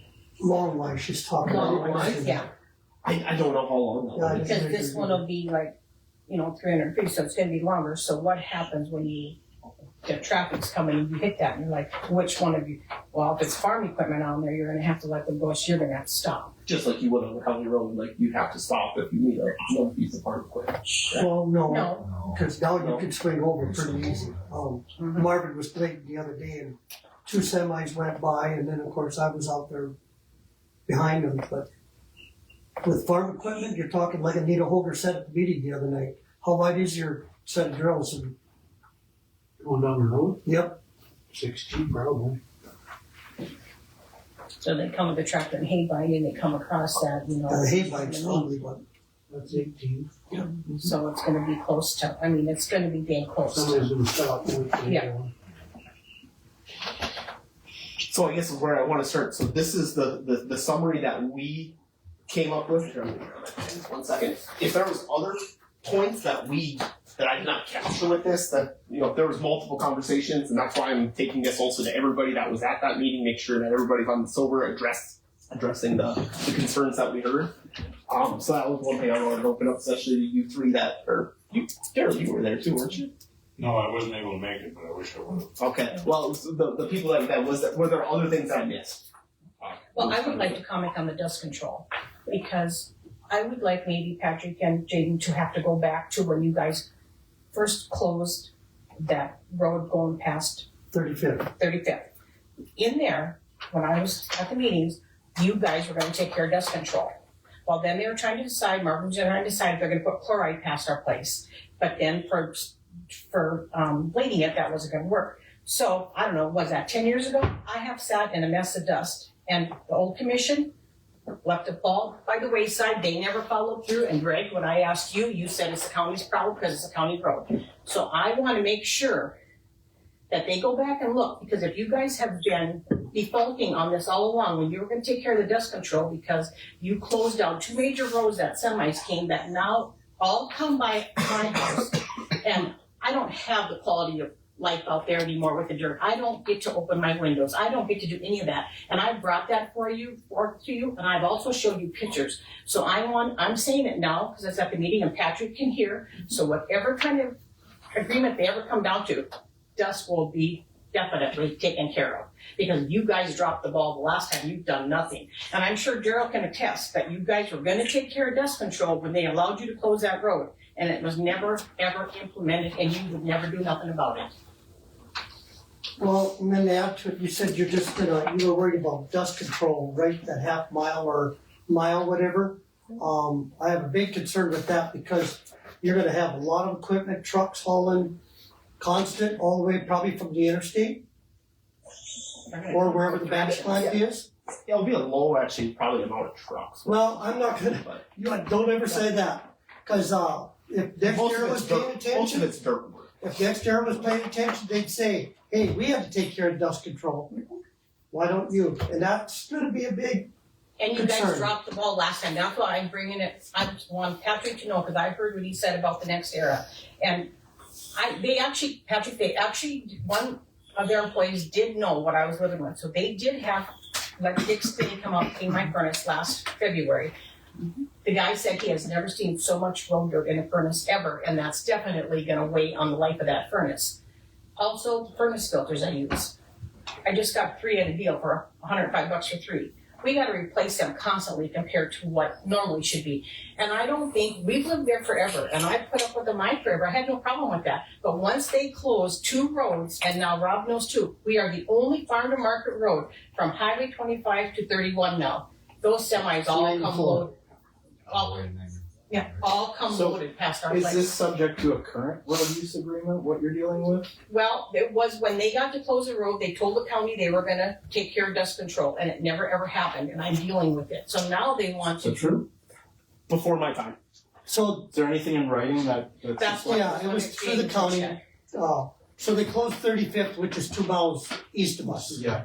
And, I just wanna make sure I understand. yep, so they made that the coal mine and haul road. One sec, I just wanna make sure I understand, so you're saying that that there was, at some point, you believe there was an agreement between the county and BNI that required them to maintain dust control. You had conversations with people from BNI about this? Verbal. Okay, that's fine. So what I can tell you is if I find out that there was a road use agreement and it hasn't been cooperated with, I will address it appropriately. Okay, Jaden, could you see if you can find that? I don't know, Daryl. And Daryl's here, he would know, Lee's on the phone, Lee was involved with that too. But they're never held accountable, so. Well, that's gonna change. If I have proof. Yep. That will Because change. we need to get the old one abided by first, and then. Well, I'd like to see the. Okay, thank you. Sure. I guess again, I bring talk about the dust thing. I bring that up as like so that was our intent on control. I think those are things that I want to have that in the agreement that we've been talking about, this license agreement. If there's other areas for this project that we need to have dust control on, we'll incorporate that into this project. We have no problems with that. Is there? I think we have 6 yards that are right along the Because that would county have been road. before my time also. From the south. That road would have been closed. From Forsberg. That road. Well, you'd have Jesse probably Lackman. wouldn't have been closed. I'm sorry. That road, tell me, am I wrong? 2013? 2011? That road? Before that. Even before that? No, that So would it's have been probably that one. Oh, when they closed it. Right. Oh, that one.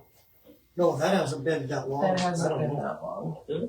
So I was thinking Maybe it like 13, 11 because our maybe. permit started in 11, It could be then. and that's when. So the area where our shop is, like where our office is, that mining going that way, that started in about 13, 14 was when they started disturbing there. We got the permit and application in like 11 is kind of when that started. So somewhere in that time frame. I'd So say 13. And you're saying since that Because that's when point I it's came been a into the problem. area. okay. Yeah, because they didn't believe, because they don't come Don't, let's not say what they didn't believe. I'm just asking you. Yeah, the semis, nobody checked, because they come from Morton County, so they were just visualizing what come out of Oliver County. But the semis, it's a farm market road, come off the interstate, we have farmers all the way along, and one of them was at our meeting the other night too, say, they slow down, they feel so bad going by our place, because we're in a low spot, we're in a coulee, so it just drifts and it just stays there. And that's our problem, if I lived on a hill or did whatever. Yeah, I'm so sorry I wasn't made aware of any of this. So we're gonna find out whether there's a current road use agreement that is in place, and if so, it will be addressed. Perfect, thank you. That's all I ask. Yeah, I would appreciate it as well because it's way before my time. So if there is one in place, I'd be welcome it. I'll dig. I'll do some digging. Okay. Probably not today. Just like I guess anything else at that meeting that you guys had things to. We talked a little bit about maybe lowering that bridge some more. Where's the talk on that? I mean, how does that approach? Because quite a few asked if we could get that down some more. Yeah. So down. Which question are you asking? Down. What Like- part of down? Like not such an incline. Bring the bridge. She's talking from 5.5 feet, say down to 3.5. Agreed. Agreed. Oh, the percent change, you mean? Is that what you're asking? Because right now, the old bridge is 8 foot, right? You got what you guys, 8-degree grade. or, 8 yeah. degree, Yeah. Yeah, not And now you're proposing a 5.5 foot grade. percent. Percent. Not Percent. foot. Not foot. Right, but we asked, and that was just about every one of us there that night asked for you guys to go back to the drawing board and see if you could bring that down more. Yeah, we have two different scenarios that we've been able to look at. Right now we're working with more to see which one we're gonna bring for the actual commission meeting. Because they seemed like they didn't know. So over these last 2 weeks, we looked at two different ways of doing it. One, could we cut our road lower so that the whole thing would come down, or do you just lower it and then we deal with lower clearances? So there's two different scenarios there. We're evaluating which one is the most, if changing. You know, to me, there's three scenarios then. What we currently propose, because we went through and did a bunch of cut down already on some of that of our own. Do we look at cutting it lower ourselves, or do we bring it down and keep it where our road is? So there's three different scenarios. We've looked at the grades in all of them. The percentages are all pretty similar. They do decline a little bit. It doesn't change anything coming from south to north. I should say very limited change south to north. The biggest change then would be going the north end of it. I shouldn't say the south end doesn't have much change because you're tying into that hill already. Because you're not really going up. Don't worry, dropped off of Brian. So right now you come off that and it comes off at what was I'm misremembering numbers, but it comes down off of that hill from going south to north at like 6% grade going down approximately. I apologize what the exact number is. What we get it down now to is like 4.8. So it's we flatten that out. Could we flatten out more than what it still is? By doing a couple of those levers, we still can. I'm not sure which one we're going to bring yet when we come for a final design. Because Daryl was on the board when he asked you guys to try to keep that road as flat as possible. I was just gonna ask that question. Is that an option yet? That you guys go deeper than what you had planned? So, like I said, that's one thing we're looking at. How much deeper can we actually go? You're still not going to make that you flat. You can go as deep as you want. Well, but then you can't ever use it then.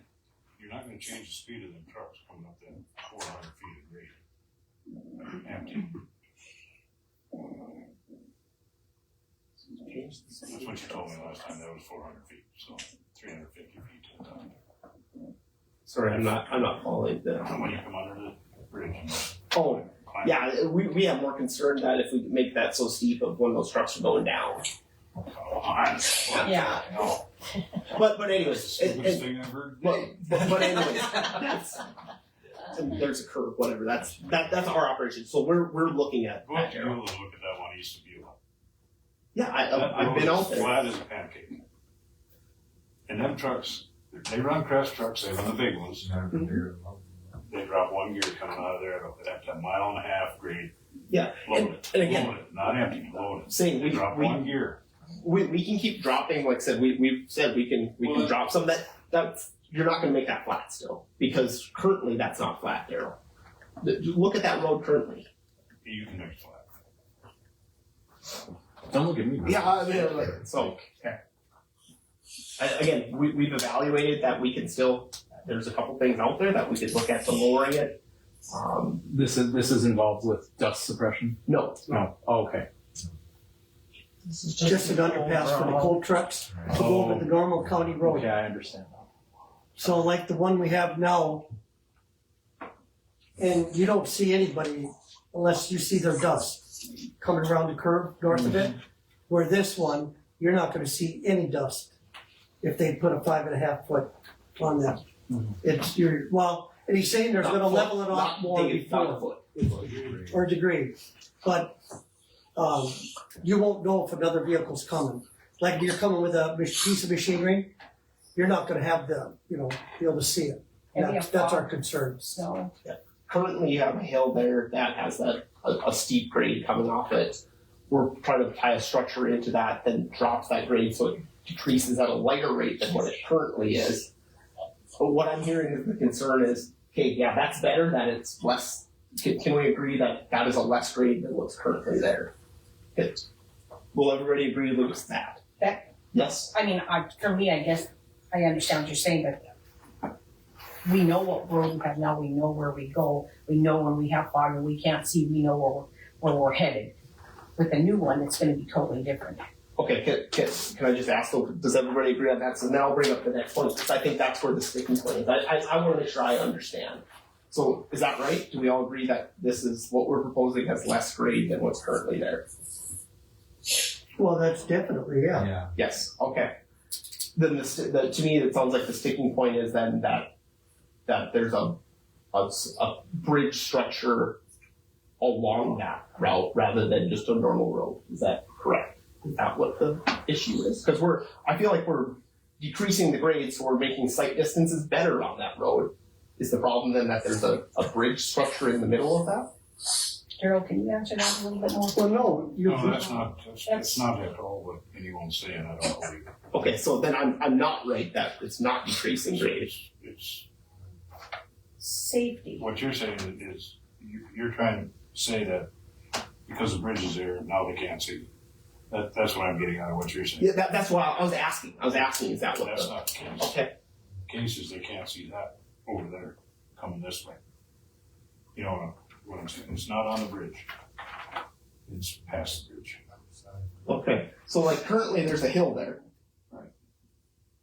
And it comes off like this at about 6%. So now we're taking that hill and we're extending it out and we're grading out, so now it comes off at like a 4.5 or 5%. Isn't that better? I think this is what I'm interpreting, you know. Okay, that's what I was asking, if it's better or not. You're decreasing the grade. Yeah. But right now, if they meet oncoming traffic or equipment, there's room to get over. You get on that bridge, there's nowhere to go. Okay, so that was the point I was asking. You know, and that's my, you know, it just, when you can't see on the other side of the bridge, like she stated, like the previous one, Dave said it too, with the dust. And you don't know if anybody's coming if you can't see the other end. So pretty soon you got, you know, the drill and a tractor sitting there and your car halfway on the bridge. Yeah, you can back up, but it might be too late for that. Okay. So it is the bridge structure, hearing at least from your standpoint. Just because it's not the bridge structure that you can't see, it's the meeting point of the vehicles. Okay.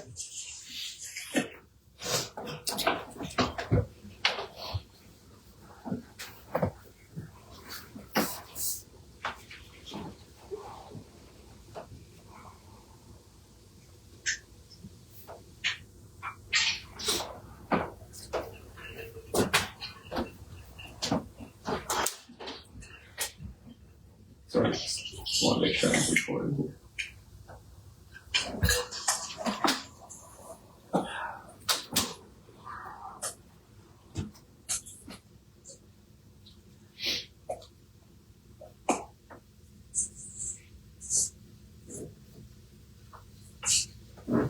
Okay, I think those were the things I want to share. Again, if there's other things that we didn't capture, feel free to share. Otherwise, we will work on, again, final plans are being designed. And then I'll work with, I guess, are you guys comfortable with me working with Patrick on, or his office, working with to get this, what we consider like the closure plan that would have this maintenance stuff that I put in there, the inspection stuff, the dust. Well, you can work on it. I need to go over a lot with them what the landowners are concerned about. Yeah. Yeah, I mean, just send me what you got, but they'll most likely be. Okay, and I'm asking who should I send this to? Well, you Because should- I would like this to be. You should send we it can to work me, it back and I'll negotiate it with your council, and we'll get to the bottom of it. But obviously, you commissioners are going to be well informed, and we'll have a very good discussion about it. Okay. The landowners out there better know you. Very well. Was there other concerns that you even got landowners brought up than the ones I have here? And I guess I'm bringing this to all of them as well. A couple of them already have this document, just haven't made it to everybody yet. So, if there's nothing else, I will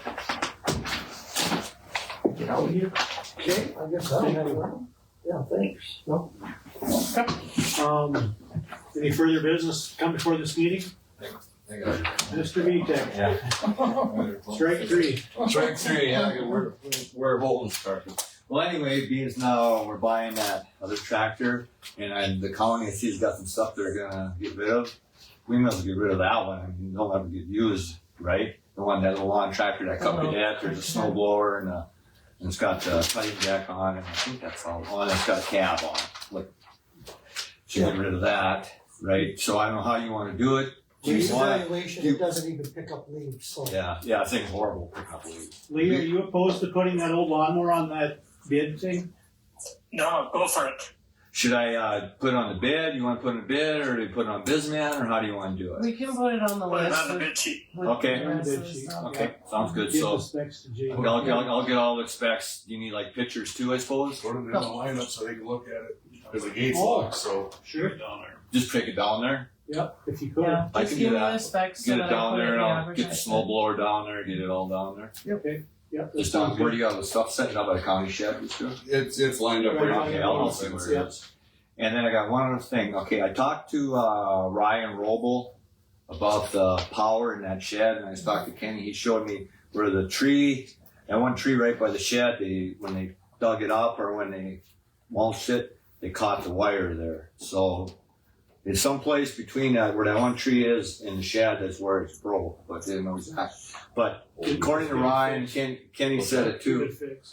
Yeah, Right. it's It's one leg's broke and he couldn't detect it because one leg was broke and one wasn't, so he couldn't quite detect it. So Mr. Justin has run a whole new cable and it's aluminum wire too. Well, this time do it with copper instead of aluminum. I don't know why I put aluminum wire in there, but anyway, so I was just checking if I could talk to Ryan, have him get an estimate, what it would cost to do it and all that, and then present it to you guys if that's. We can put that under maintenance under the grounds, right? Grounds and. Yep. And I could be wrong, but I think he did do an estimate when we had him do the gas pumps. Oh, he did. I don't remember if he but I gave me know- one, but he probably looked at it. Yeah. Yeah. So I wasn't sure if he actually did an estimate on it or not, but he was up here and like I told Keith and measured it and.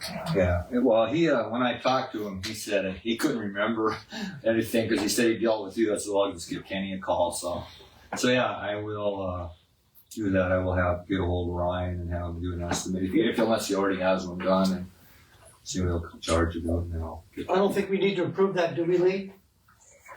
No, we shouldn't have that. No. Approve that. Okay. It'd be repairs. Yeah. It's part of maintenance. Okay. Yeah, because nice to have power in there, especially now with getting that diesel lawnmower. It's like I can plug it in or have heat in there in the wintertime. So. Okay. So okay. All right. Thanks, Keith. Okay. So that's okay. Thank you. Is there any further business? If not, we're adjourned. Oh, I know. Lee, you can plug your phone in now. Me too. Sorry about that, you guys. I'm not ready.